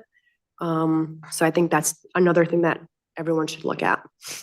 Thank you. If I could Thank you, add, Counselor. thank Counselor you, Floyd. Counselor Paul. I really appreciate that additional note. I'd say, we have information from the Board of Education about what kind of cut to the paraeducator benefit would look like, and that's in the amount of around 1.395, not 1.6. And so again, we hope that the board will be able to provide that benefit, knowing that there are other windfalls that they're going to receive from the state of Connecticut through the health benefit credit and grants, that they'll still be able to provide that benefit within the means of the budget that we proceed to give them. So I know that we agree on that, and I know that we agree that we desperately want to see those para benefits Absolutely. funded in the budget. I'll just add just a commentary. I think one of the things that's evident here is that one of the issues we've run into and been a challenge with the budget is timing. We have a set schedule, but the state has a separate schedule, and it doesn't always align. So sometimes we have to wait for certain things or take action before we know necessarily what it's going to be, because the timing doesn't always align, and that's just sort of the situation we're in. All right, we had a motion by Councilor Plord. It was seconded by Deputy Mayor Rada. Can we please have a roll call vote, Susan? Council Pacheco? No. Council Capello? No. Council DeHaas? No. Council Gonzalez? Yes. Council Nieves. Yes. Council Floyd? Yes. Deputy Mayor Rada? Yes. Council Tiniakos? Yes. Mayor Chester? Yes. Motion carries 6-3.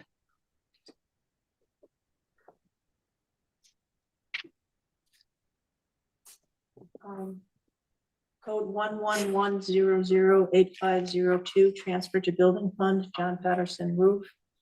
Decrease $86,430. Second.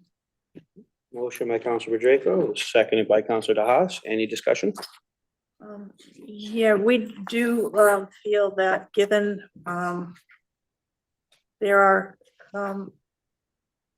fund balances left in several Board of Education CIP project accounts that could be utilized to fund this $86,430 expense, including a general property improvement fund, but also at the end of the fiscal year, the Board of Education CIP account for the public school capital improvement fund, after projects that have been proposed and appropriated for this 26-27 calendar year, it does show that there still will be a balance of $1,132,361 after these projects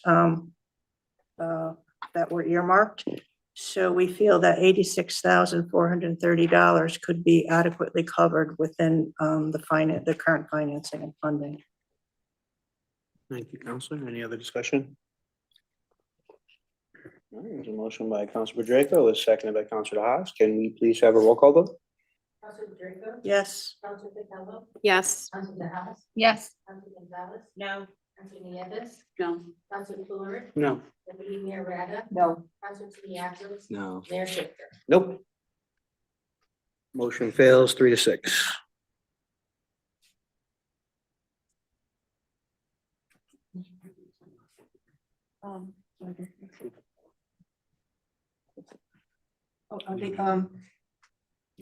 Use of fund balance, reduction of $1 million. Second. Motion by Councilor Draco, is seconded by Councilor Plord. Any discussion on this? So I should say, it was noted as a reduction. This is an offset to our revenue portion of the budget.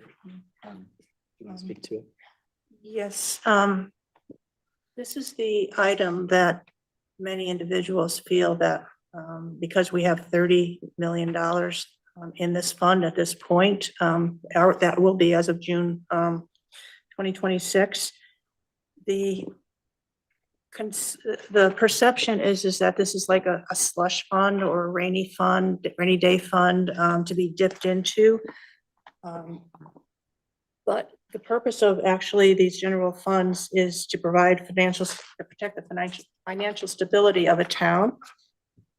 It's not really extra money, but it should be a financial safeguard to keep the town fiscally responsible and financially strong. Within Newington, we have an ordinance that says, you can't, it can't go below 10%, but that's like the bottom level. In order to be fiscally conservative and responsible in the eyes of funders, the bond market and financial market, you should have between 15 to 17% minimum in the fund balance, but there should even be more because, again, that's what bond issuers and the financial markets look to when when we're going out for bonding and funding, and there will be an awful lot of projects coming up very soon. There's going to be the pool, the firehouse, company 4, the library, a highway garage. We need to keep our fund balance stable and strong within the financial community, and also to be able to react in terms of an emergency. God forbid if there's environmental or some kind of weather disaster, or if some of our other projects fall, are really severely over budgeted. We need these reserves to be able to access. And fund balances, according to GAAP, they're not intended to finance routine expenses, or, be dipped into to balance the budgets. And I know many people can say, well, this year is an extreme emergency. And granted, in our pockets and in our bank books, it is, but this is not the intent. We need to also be fiscally conservative and be able to show that we are stable. We don't keep dipping into this fund. What bothers me is over the past 2 years, we've dipped into it 2 years ago, 3 million. Last year, we dipped into it 5 million. Now we're going to potentially, we've already 3 million. Financial markets do not like to see always, reaching to your financial reserves just to balance the budget. And again, accepted accounting principles also require 2 months of operating expenses in the case of an emergency, which actually would be approximately, $26 or $27 million. In the case of an emergency, the town needs those funds to at least to operate for 2 months. So again, it's the common misperception is it's extra money, but it actually is a financial safeguard to keep the town fiscally responsible and strong. Thank you, Counselor. Counselor Plord? Thank you, Mayor. I agree with what Councilor Draco said. And I know that we'll have an additional motion for an additional withdrawal from this account. I'm happy to vote for this motion as a part of that overall withdrawal. And I encourage others to do the same. And I'll save my further comments on the fund balance until our additional motion. Good. All right, we had a motion by Councilor Draco, a second by Councilor Plord. Any further discussion? Seeing none, all those in favor? Aye. Any opposed or abstained? All right, that motion carries unanimously. Okay, use of fund balance, a offset in the amount of $1.3 million. Second. We had a motion by Councilor Plord. It was seconded by Deputy Mayor Rada. Councilor Plord? Thank you, Mayor. I echo a lot of the sentiments that Councilor Draco shared for their motion, which we agree with. This is an extremely difficult, volatile year in our community. This budget is the budget from hell.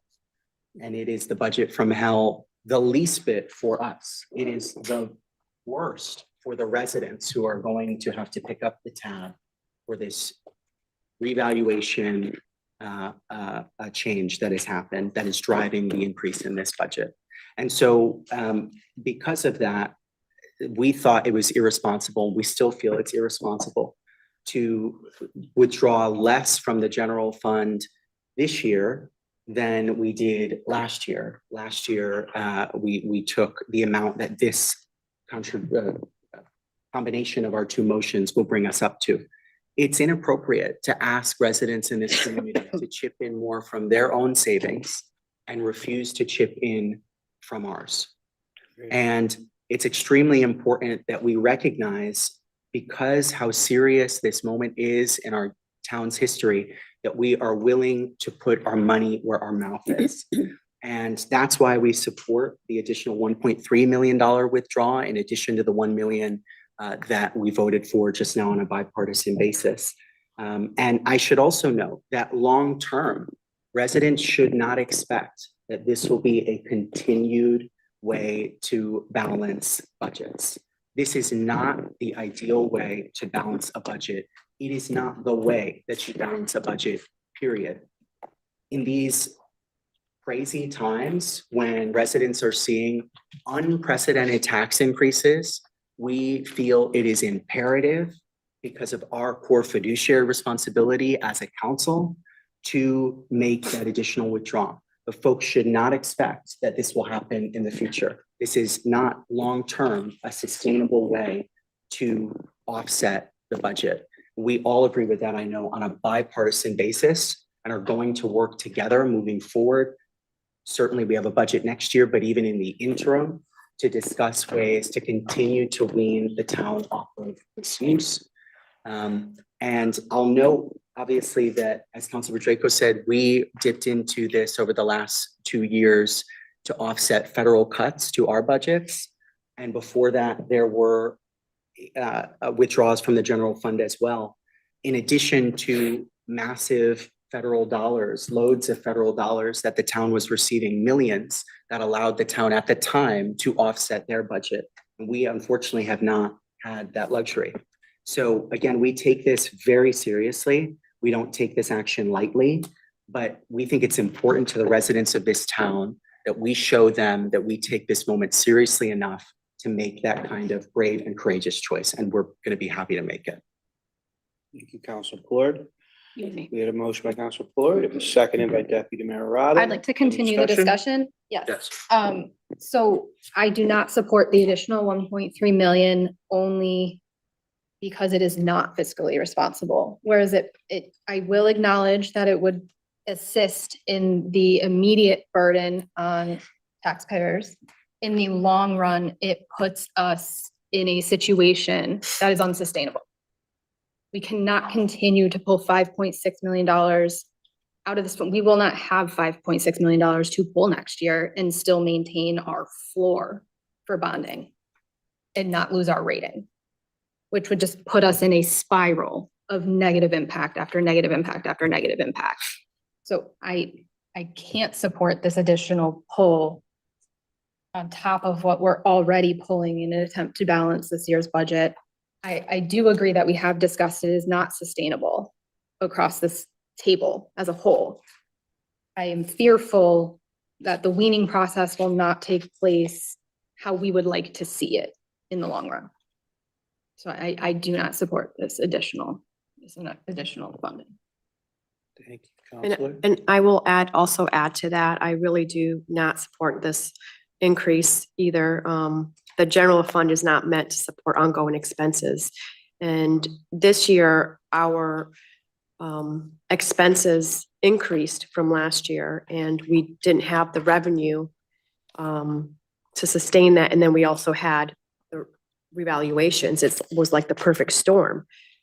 Next year, we're going to be sitting in the same position, and we're not going to have that fund balance to take $3-4 million. So what are we going to say to the taxpayers when their taxes are going to increase next year? That's why I really think we should maintain a nice cushion in the fund balance. You're pretty much taking a little bit off of taxpayers this year, but next year it's going to be there again. Councilor Plourd. I should make just an additional very quick point that it was referenced, this 15 to 17% band that accounting principles typically, and that we internally as a town typically abide by for an unreserved balance in this account. And with the additional $1.3 million motion that's on the table right now, that brings that unreserved balance to 16.29%, still well within that band that's been described. So again, I support this motion and for all the reasons that have been described. Counselor.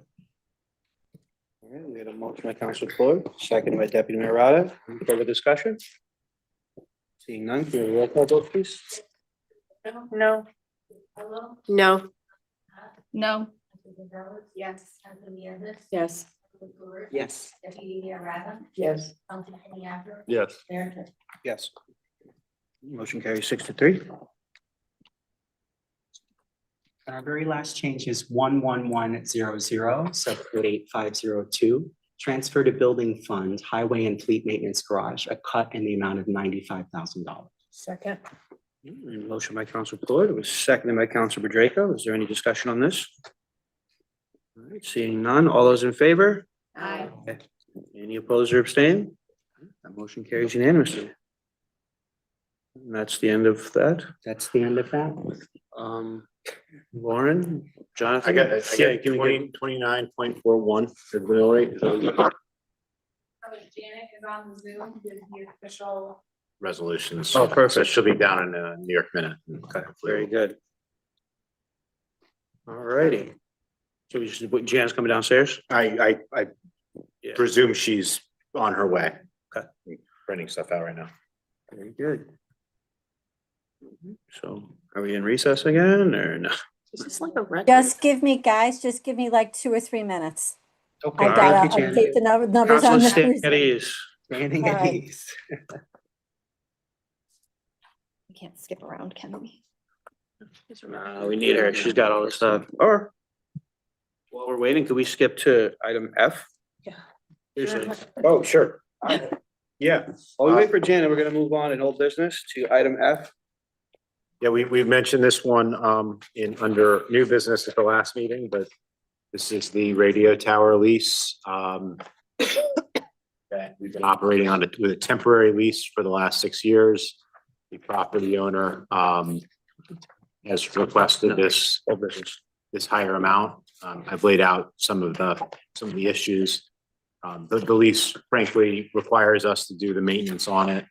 Our hope, as you know, is to get a new radio tower constructed in the next 12 to say 18 months. And we're going to have a presentation from our consultant about that sometime hopefully in May. But so this is, a lease that will get us through until that construction is complete. All righty, thank you, Jonathan. Counselor Floyd, would you read the resolution, please? Sure. Resolved that the Newington Town Council hereby authorizes Jonathan Altschul, Town Manager, to execute the amended and restated tower use agreement between Callahan Acres LLC and the Town of Newington. Second. Motion by Counselor Floyd, it was seconded by Deputy Mayor Rada. Any discussion on this further? I just want to, I have to abstain from this vote. I have a conflict. Okay, very good. Thank you. Should we do a roll call? All right, can we please have a roll call vote, Susan? Yes. Councilman Capello? Yes. Councilman Jahar? Abstain? Councilman Gonzalez? Yes. Councilman Nieves? Yes. Councilman Floyd? Yes. Deputy Mayor Rada? Yes. Councilman Iapper? Yes. Mayor Tush? Motion carries 8-0 with 1 abstention. And then we can move on to the emergency management. So item G.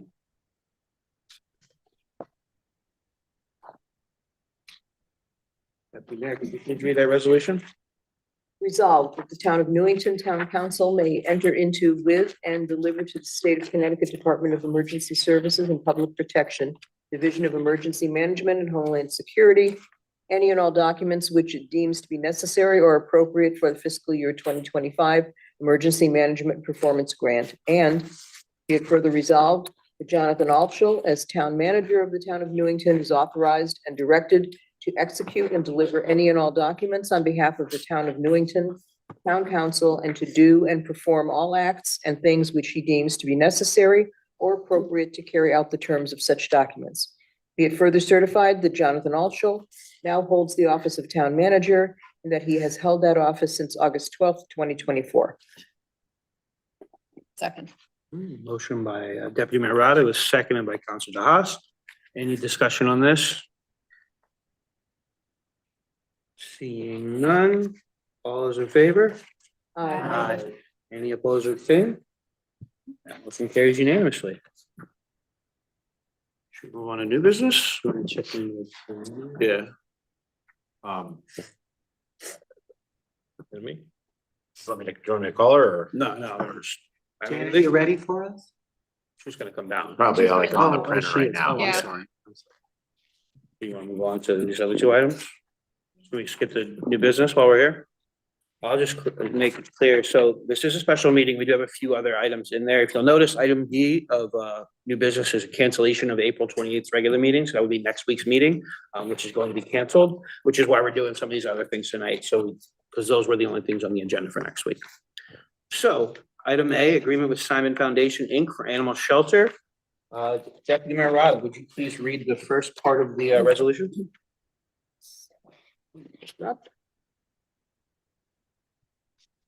Resolved that the Newington Town Council, in accordance with section 14, voting of the Town Council Rules of Procedure adopted April 9th, 2024, hereby moves to allow action on agenda item 11A to consider and take action on an agreement with the Simon Foundation, Inc. for an animal shelter. Now, because we are waiving the rules, I'm gonna open up the floor for public participation on this item only. If you have comments on waiving the rules for this item. No, because what? Nancy did. Yeah. Oh, Nancy seconded. Okay.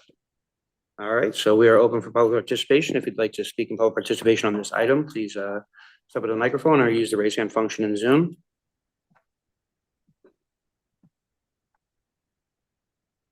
Okay, seeing none.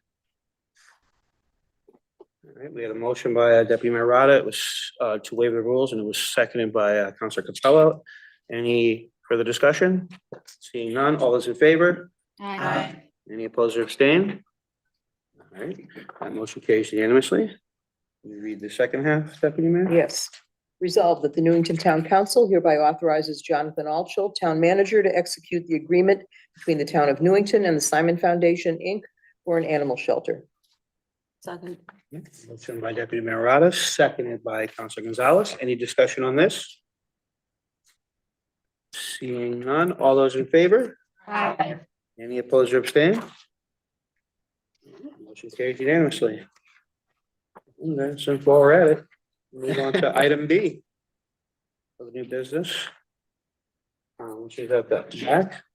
Deputy Mayor Rada, would you read that one? Resolved that the Newington Town Council, in accordance with section 14, voting of the Town Council Rules of Procedure adopted April 9th, 2024, hereby moves to allow action on agenda item 11B to consider and take action on canceling the Town Council's April 28th, 2026 regular meeting. Second. All right, motion by Deputy Mayor Rada was seconded by Councilor Gonzalez. We're waiving the rules. I'm going to again open it up for public participation on this item only. If you'd like to speak on waiving the rules for this item, please use the raise hand function in Zoom or step up to the microphone and state your name and address for the record. Seeing none, we have motion by Deputy Mayor Rada was seconded by Councilor Gonzalez. Any further discussion? Seeing none, all those in favor? Aye. Any opposed or abstained? All right, motion carries unanimously to waive the rules. And the second half, if you don't mind. Deputy Mayor? Resolved that the Newington Town Council hereby cancels the Town Council's April 28th, 2026 regular meeting. Second. All right, we had a motion by Deputy Mayor Rada. It was seconded by Councilor DeHaas. Any discussion on canceling the meeting on the 28th? Seeing none, all those in favor? Aye. Any opposed or abstain? All right, motion carries unanimously. Let's just keep it rolling. You have town manager Yeah. report while you're I'll at just- it? This is I working out. have a bunch of things, but the only two real things I just want to get out there, like to do the dedication ceremony for the Callahan signs on Robbins on Monday, May 11th at 5 o'clock. Anybody have any critical mass of folks that have an objection or a conflict on that time? I'm not available, but that's fine. Yeah, I don't know. Not I gonna might be have to around. get back to you on that. Okay. I think there is something that night. I'll be out of the country. but don't I as well. stop on my behalf. Okay. But yeah, I'll touch base. Okay, Yeah. touch base. And then I would add too that the signs were put up in the wrong place and Rob and Austin Kier are gonna be moving them to their proper place that was agreed to by the facilities naming subcommittee, whatever, 4 months ago, or whatever that was. Thank you. And the only other thing, I will be out of the office on this Friday and next Monday, and Lauren will be acting during that period. Lauren's in charge. Party time. Alrighty. Well, that concludes the town manager's report. I guess while we're at it, any updates from counselors? I hope not. All right, so we can skip that, and now we're just gonna wait for Janet to be ready. We had no tax refunds, no minutes from previous meeting, I was joking when I said 1 AM, but apparently. but here we are. No, you jinxed. Oh, that was. I must Oh, have. there she is. Hi, Janet. Janet, your last night and we keep you here. till- Yeah. We're just not gonna let you go. A pleasure like that. Yeah. What is it? All right. Yeah, that's what we had, yeah. That's- All right. Thank you, Janet. Thank you so much, Janet. Is it all different? No, it's just. All right, so we're gonna move back now to old business. Item C, adoption of operating budget for fiscal year 2026-2027. Counselor Plord, would you please read the resolution? Yes. Resolved that the following general fund appropriations of the town of Newington are hereby adopted for the fiscal year beginning July 1st, 2026 and ending June 30th, 2027, in accordance with section 805 of the charter of the town of Newington. Appropriations. Town government operations, general government, $7,047,362. Public safety, $11,702,047. Public works, $6,501,281. Community planning and development, $783,290. Public health, $291,718. Community services, $1,298,058. Public library, $2,177,191. Parks and recreation, $2,270,155. Insurance miscellaneous, $14,306,062 and $46,377,164. I'm sorry, that's the total Yep. of the above. Debt service, $3,006,325. Metropolitan District, $4,890,474. Capital improvements, $4,665,707. Equipment reserve, $1,517,931. Employee leave liability reserve fund, $8,000. Board of Education, $94,971,211. Total appropriations, $155,436,812. Be it further resolved that in accordance with section 805 of the charter of the town of Newington, the following general fund estimated revenues be raised to meet these appropriations. Estimated revenues, current taxes, $109,746,825. Prorated taxes, $1,006,267. Prior year's taxes, $400,000. Interest and liens, $400,000. Motor vehicle tax, $9,608,069. Payments in lieu of taxes, $6,397,373.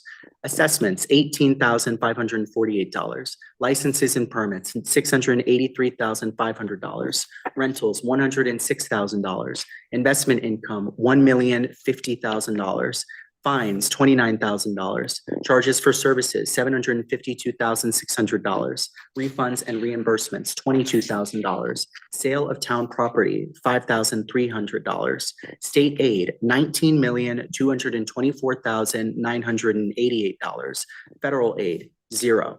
Miscellaneous, $120,000. Transfers from other funds, $241,342. The total, $149,000. 811,812. General fund balance applied, $5,625,000. Total estimated revenues and applied fund balance, $155,436,812.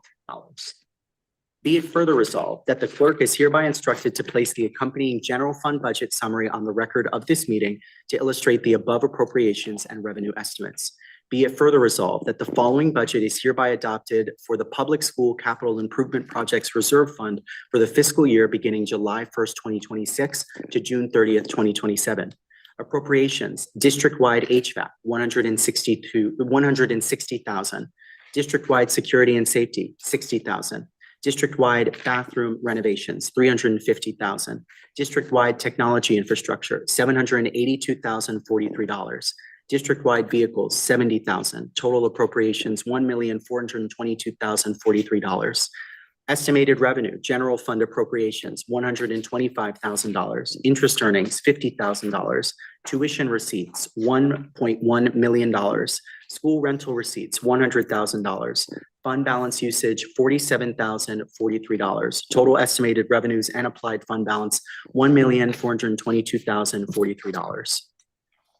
Resolved. What's next? up, That's the everyone? next. All right. We had a motion by Council Floyd, second by Deputy Mayor Rada. Any discussion? Council Floyd? Thank you, Mayor. I'm actually going to leave my comments to you. All right, we had a motion and a second. Any further discussion? Everything. Everything. This is everything? Board and CIP. No, there's still two more things to go after this. Well, this is the overall. This is the operating, yeah. All right, can we have a roll call vote, Susan? Oh, I wait a think minute. there was. Sorry, you have a comment? Yeah, Go ahead, Counselor. so this Sorry. is the overall. It would be extremely easy for me right now to vote no, because it would be the easy thing to do, because it's a budget with a lot of, it's gonna impact the taxpayer,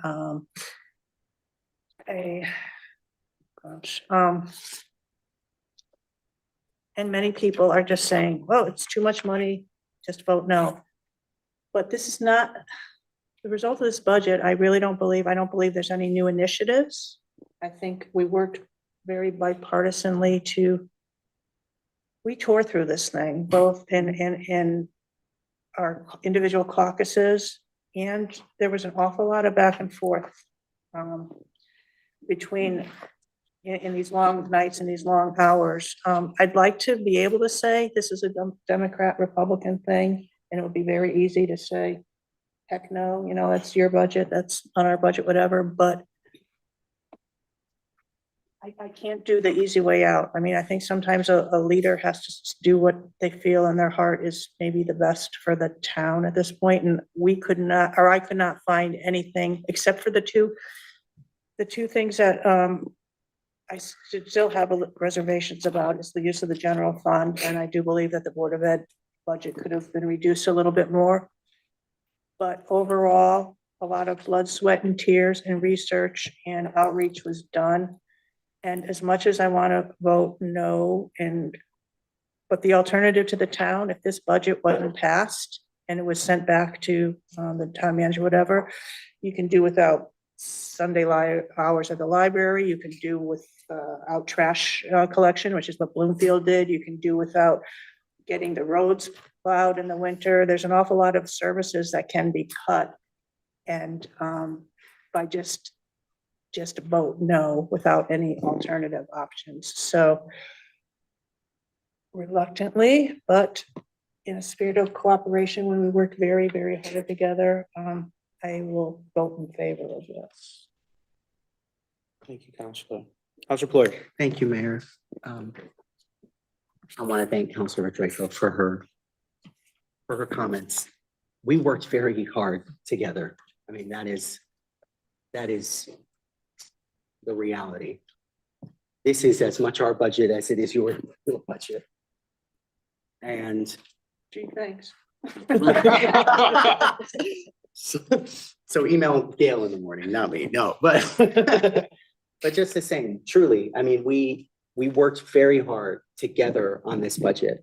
Every change before tonight was made unanimously on a bipartisan basis. That has never happened before, ever.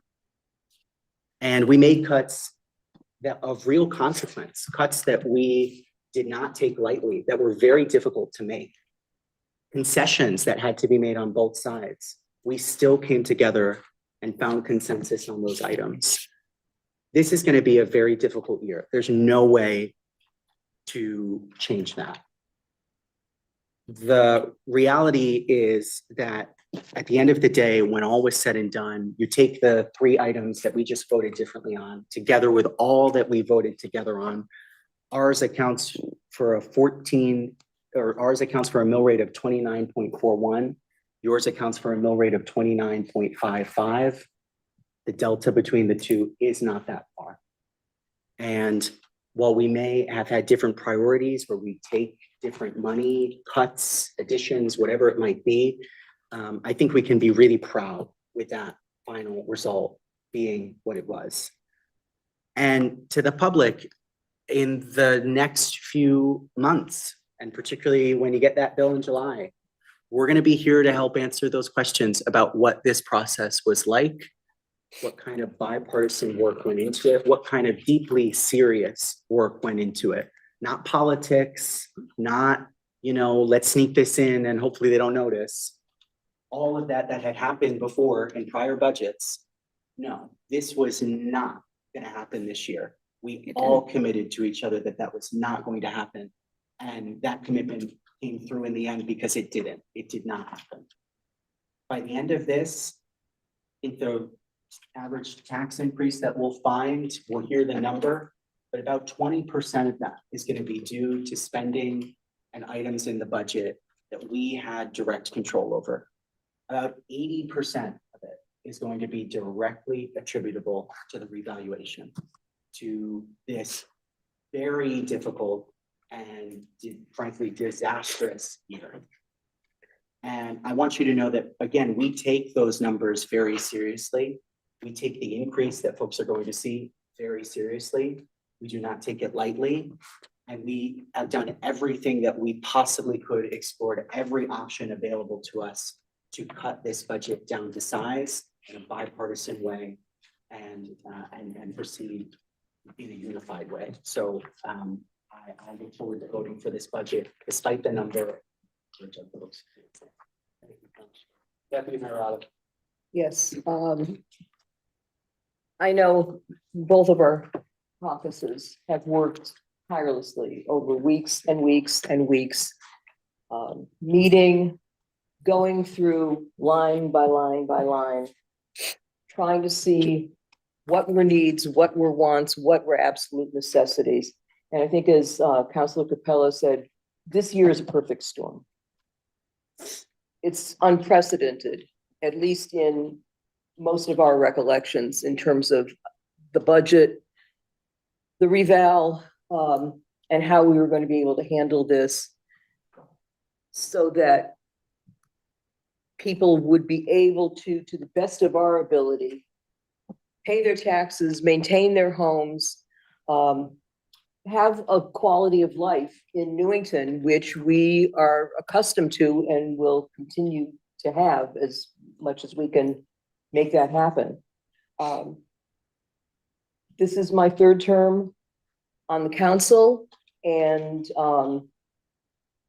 this has been a unique experience working in a very much bipartisan way and having discussions, not yelling across the table, not pointing fingers, not looking at Republican, Democrat, but looking at who we are as residents and councilors here in Newington and what is best for our community at this point in time with all of the challenges that we are all going to be facing as we move forward.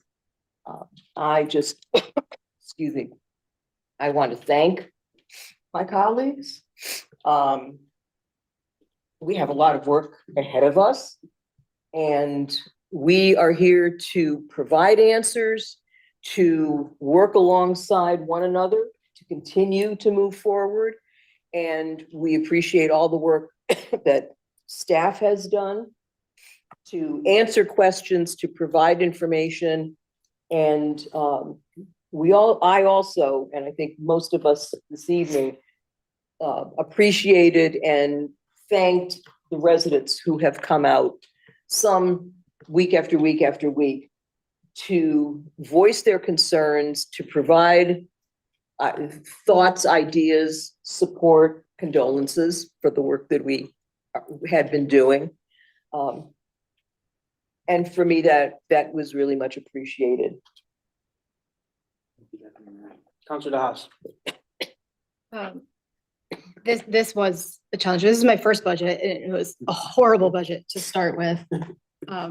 Making reductions of these sizes is unpleasant. And it doesn't feel good to say no to things that we know would benefit at some level. But we did have to make hard decisions, that there were wants in there that we could not do this year and make those reductions. Despite some of the differences that came to the table tonight, I can't negate all of the work that went in over the past several weeks, month and a half, that everybody did, and that we sat down and hashed out. So despite frustrations with the recess timeframe, they were very productive times that we were working and going back and forth and trying to find a middle ground on almost everything. So I can't negate the fact that all of that work was put in, even if it wasn't put in directly at this table every single time.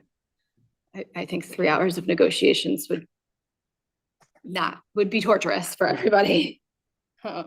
So I do support the overall budget, knowing how much work went into it, even despite some of the differences we had tonight. Counselor Capella. I do appreciate all the efforts that went into making this budget happen. And I agree with most of the individual cuts that were made to all the departments. However, I cannot support the budget as an overall whole. My primary concern is the use of the general fund to close the gap to lower the mill rate. I'm seeing a repetitive cycle of this, and relying on the savings to balance out expenses set a troubling precedent. This approach is not sustainable and it risks problems for the future budgets, and I cannot support this. It doesn't give us room for emergencies for the future, which we can't control. If we continue down this path, next year's budget will face the same challenges. And by us making all these cuts to this budget, it's basically just pushing it to the following years. There are cuts that need to be addressed at some point. This is the reason why I support aspects of the proposal, and most of the cuts that were made, I can't support the overall budget. Counselor Jacob. Just one comment I meant to make is that I don't believe there were any winners or losers in this. Probably, well, the losers are the taxpayers, but that's not our fault. We tried as best as we could to make it as painless as possible, but in terms of how we worked in the caucuses and with the departments and across the aisle, I don't think anybody was a winner. Nobody was a loser, but we just did what we had to do and got to the finish line together. Sad, like I said before, earlier, appreciate the work that you guys put into this and all of us have put into it. I mean, it's rare in today's world that you can find true bipartisanship. And I think the fact that you're finding it at this level is a testament to what local government really is. And I think you'll appreciate it. Thomas Jefferson says the government that serves the people the best is the one that serves them the closest. I said that in my job interview, I believe. And I think, this is how government is supposed to work for the people, and I am happy to be a part of it. Yeah, so I appreciate it. All right, we have a motion by Councilor Floyd, seconded by Deputy Mayor Rada. Susan, can we please have a roll call vote? Yes, Counselor Pedrico. Yes. Counselor Capello. No. Counselor DeHaas. Yes. Counselor Gonzalez. Yes. Counselor Nieves. Yes. Counselor Floyd. Yes. Deputy Mayor Rada. Yes. Counselor Tiliakoos. Yes. Mayor Tristan. Yes. Motion carries 8-1. Council, you can read the next one? Sure. Resolved that the Newington Town Council hereby adopts the Town of Newington Long Range Capital Improvement Plan 26-27 through 2030, excuse me, 2030-2031. A final copy of which will be on file in the town clerk's office. Note, this vote is binding only for the funds committed for fiscal year 2026-2027. The proposed funding for 2027 and 2028 through 2030 and 2031 is for planning purposes only and is subject to change with future budget deliberations. Second. Motion by Council Floyd, it was seconded by Deputy Mayor Rada. Is there any discussion on this? Seeing none, can we please have a roll call vote on this, Susan? Yes, Council DeDrago? Yes. Council Capello? Yes. Council Jahas? Yes. Council Gonzalez? Yes. Council Nieves? Yes. Council Short? Yes. Deputy Mayor Rada? Yes. Yaku? Yes. Mayor Schuster? Yes. Motion carries unanimously. And the last one. Resolved in accordance with section 805 of the Town Charter of the Town of Newington, the Town Council hereby fixes a tax rate of 29.41 mils for the fiscal year beginning July 1st, 2026 and ending June 30th, 2027, which shall be levied on taxable real personal properties and motor vehicle property in the Town of Newington listed on the October 1, 2025 plan list. And said tax shall become due and payable in accordance with section 43-1 of the Newington Code of Ordinances. The town manager is hereby authorized to make out and sign the mill rate bill in accordance with this motion. Motion by Council Floyd, Second. second by Council Gonzalez. Any discussion on this?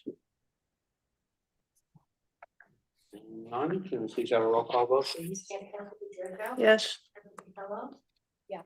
Council Jahas? Yes. Council Gonzalez? Yes. Council Nieves? Yes. Council Short? Yes. Deputy Mayor Rada? Yes. Council Yaku? Yes. Mayor Schuster? Yes.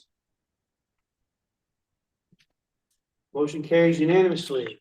That concludes old business for the evening. We already did F and G. There's no tax refunds, there's no minutes from previous meetings, there's no resignation of appointments. We've done new business, we've done town manager report, we did council liaison committee reports, and we are up to public participation. If you'd like to speak in public participation, please step up to the microphone and state your name and address for the record. If you're on Zoom, use the raise hand function on Zoom or alternate between your Zoom and over Zoom. One room, we got one on Zoom. Come on up. I'm gonna turn the time down for you. Go ahead, I can speak fast. Gil Stanley, 28 Cornish Drive. Thank you, Town Council, for all of your efforts on both sides of the aisle. It was amazing how much work you guys have put in and how open you are about the negotiations between it. I just wish that it was more visible for us in that some of these negotiations happened in real time so that we can see all the efforts that you guys are putting forward. I know that's not traditionally, but having these recesses of 3 to 4 hours was unattainable and painful.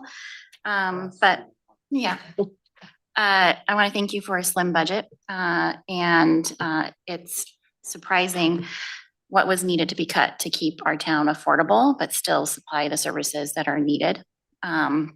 I will say that I hope that the Board of Ed can continue to, keep a lean budget. And some of the increases and the rate of increases are not sustainable. And how do we keep that in a more affordable way when the cost of resources, the cost of supplies, the cost of construction continue to increase and those needs continue to pop up? And so I think it's going to saddle on some of these extra services that we're going to have to take a look at. And I only speak on a personal level. I don't speak as a member of the board at this point. But I think some of our contractual obligations are going to be, negotiations are going to be very important and as a way that we can slow down some of the increases because it's not going to be sustainable to continue to increase our contractual obligations by 4 or 5% every single year when we can only get an increase of 3% from the town council. And so that'll be very important. And I hope that everybody understands how much I love teachers and I love the educators and I love the staff, but something's going to have to give. And so I thank you guys for providing us with a fiscally responsible budget, and I hope that the Board of Education will continue this work forward. Thank you.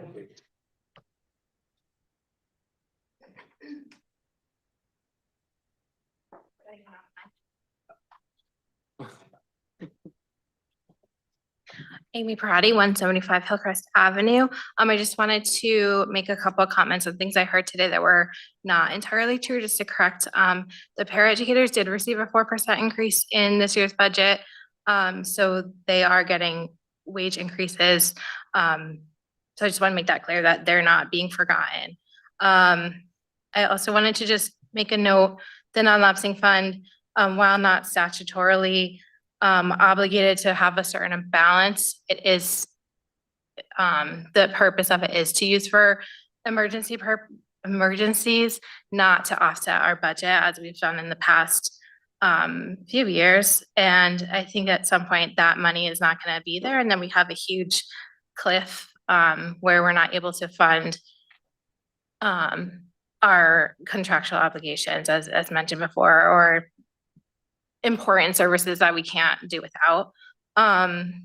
We attempted to explain that during the presentation previously, but further conversations obviously we'll have.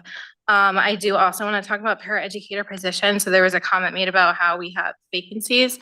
Those vacancies are vacancies in the paraeducator budget because we can't fill the roles. It doesn't mean that those positions and those important people in the classroom aren't being filled. So we're using substitute teachers, we're using people who are filling in for, a class by class basis. We're using contracted services where we have to pay a huge number of salary because we're going through an agency that we then have to fill. So we have 25 vacancies, but it doesn't mean that we have 25 missing people in the classroom. They're required by law to be there. Students who have one-on-one paras in their IEPs, we have to provide that service. So they are being provided, we just have the vacancy. So that, I just wanted to clarify that we are, because we don't offer benefits, we're losing paraeducators at an exorbitant rate, and we can't fill them fast enough. There's a shortage across the state. So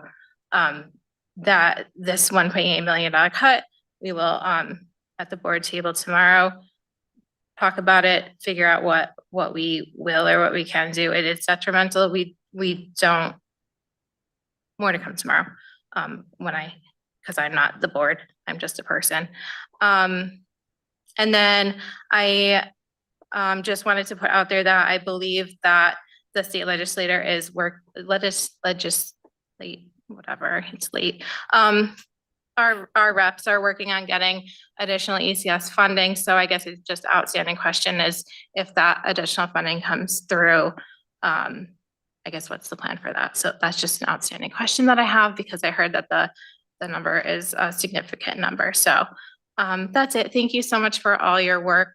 Obviously, I would have liked a few different numbers, but it's okay. We'll work with it. And I definitely appreciate the collaboration between the two parties. As Gail said, it would have been nice to hear some of the negotiations in public, just so we can hear like what's going on as because sitting in this room it was fun. We had fun, but it would have been nice to hear some of the discussion back and forth and what was talked about, just a little bit more transparency, but appreciate all the work and the effort that you guys did put in, because I know obviously it's a long night tonight, but the hours and hours and hours and hours of meetings and caucus time and everything that you've put in previously.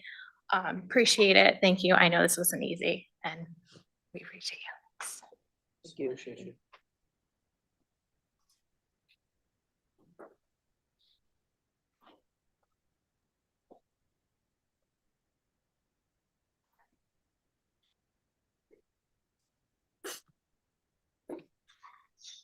Louis Nero, 482 Churchill Drive. I just want to basically say to everybody, I know this was a long night and appreciate all the work that you have done. I'm going to keep it really kind of short. I don't like to have all that money coming out of the general fund and using it for a budget like they were saying for next year, where we're gonna be able to draw from, and that you do want to have that extra there as a cushion, and we're just going through that a little too quickly. It shouldn't be there to do this year. It should be there for, I think, the restructuring, I know a lot of towns are going through that and they are having trouble with that. But even so, I think we should still leave a good cushion, which I think we might have dipped into it a little too much, and that's all I just wanted to say. We got one on Zoom. Right ahead, Ms. Havens. Dana Havens, 113 Stoddard Avenue. I actually don't have anything to say, but Rose is on the phone trying to call in and you're not acknowledging her, so I said I'd raise my hand for her. Your hand just went up, so I'll get her. Okay. Okay, good night, thank you. Thanks, Dana. All right. Go right ahead, Ms. Lyons. Hi, Rose Lyons, 46 Elton Drive, and I did raise my hand 3 times, but then again, who knows with this phone, it's already been, one phone I had to recharge after waiting for so long. But that being said, I just want to thank you all for all the work that you put into this budget, and having sat through probably at least 16 or 17 of these over the years, I have to say that this is probably one of the least contentious budget discussions that I've heard. Then again, they are the longest recesses that I've ever endured. So if nominations were still open for volunteers of the year, I would certainly nominate all of you, because it hasn't been easy. And this, like you say, is a perfect storm. Wasn't a good time to be sitting in those chairs. And if anybody thinks they can do better than what you did, I suggest they go to their respective political parties and put their name on the ballot. The 2 or 3 rather new people that are on there, you did wonderful, and I appreciate your input that you gave. I too, though, would like to have seen a little bit more discussion at the table. Just for the record, I outlasted Dana. She fell asleep. She woke up just as you walked back in. The only thing she was concerned about was what was the mill rate and did they take the leaf collection away from us? So I told her to stay awake and pay attention. I'm 80 years old. I can't be answering all these questions. But in any case, thank you again and good night. Good night. Thank you. Anybody else in the room or over Zoom that would like to speak in public participation? Speak now or forever hold your peace. All right, seeing none, we'll move on to remarks by counselors. I got nothing. Anybody else got anything? Got nothing. Everybody, no info items. Just as a reminder, next week's meeting is canceled. We'll see you back in May. Entertain a motion to adjourn. So moved. Second. Motion by Council Ford in the spirit of bipartisanship, second by Council Haas. All those in favor of adjournment? Aye. Any opposed or abstained? All right, we're adjourned, 1:16 a.m. Good job. Is that a record? That's a terrible record. I.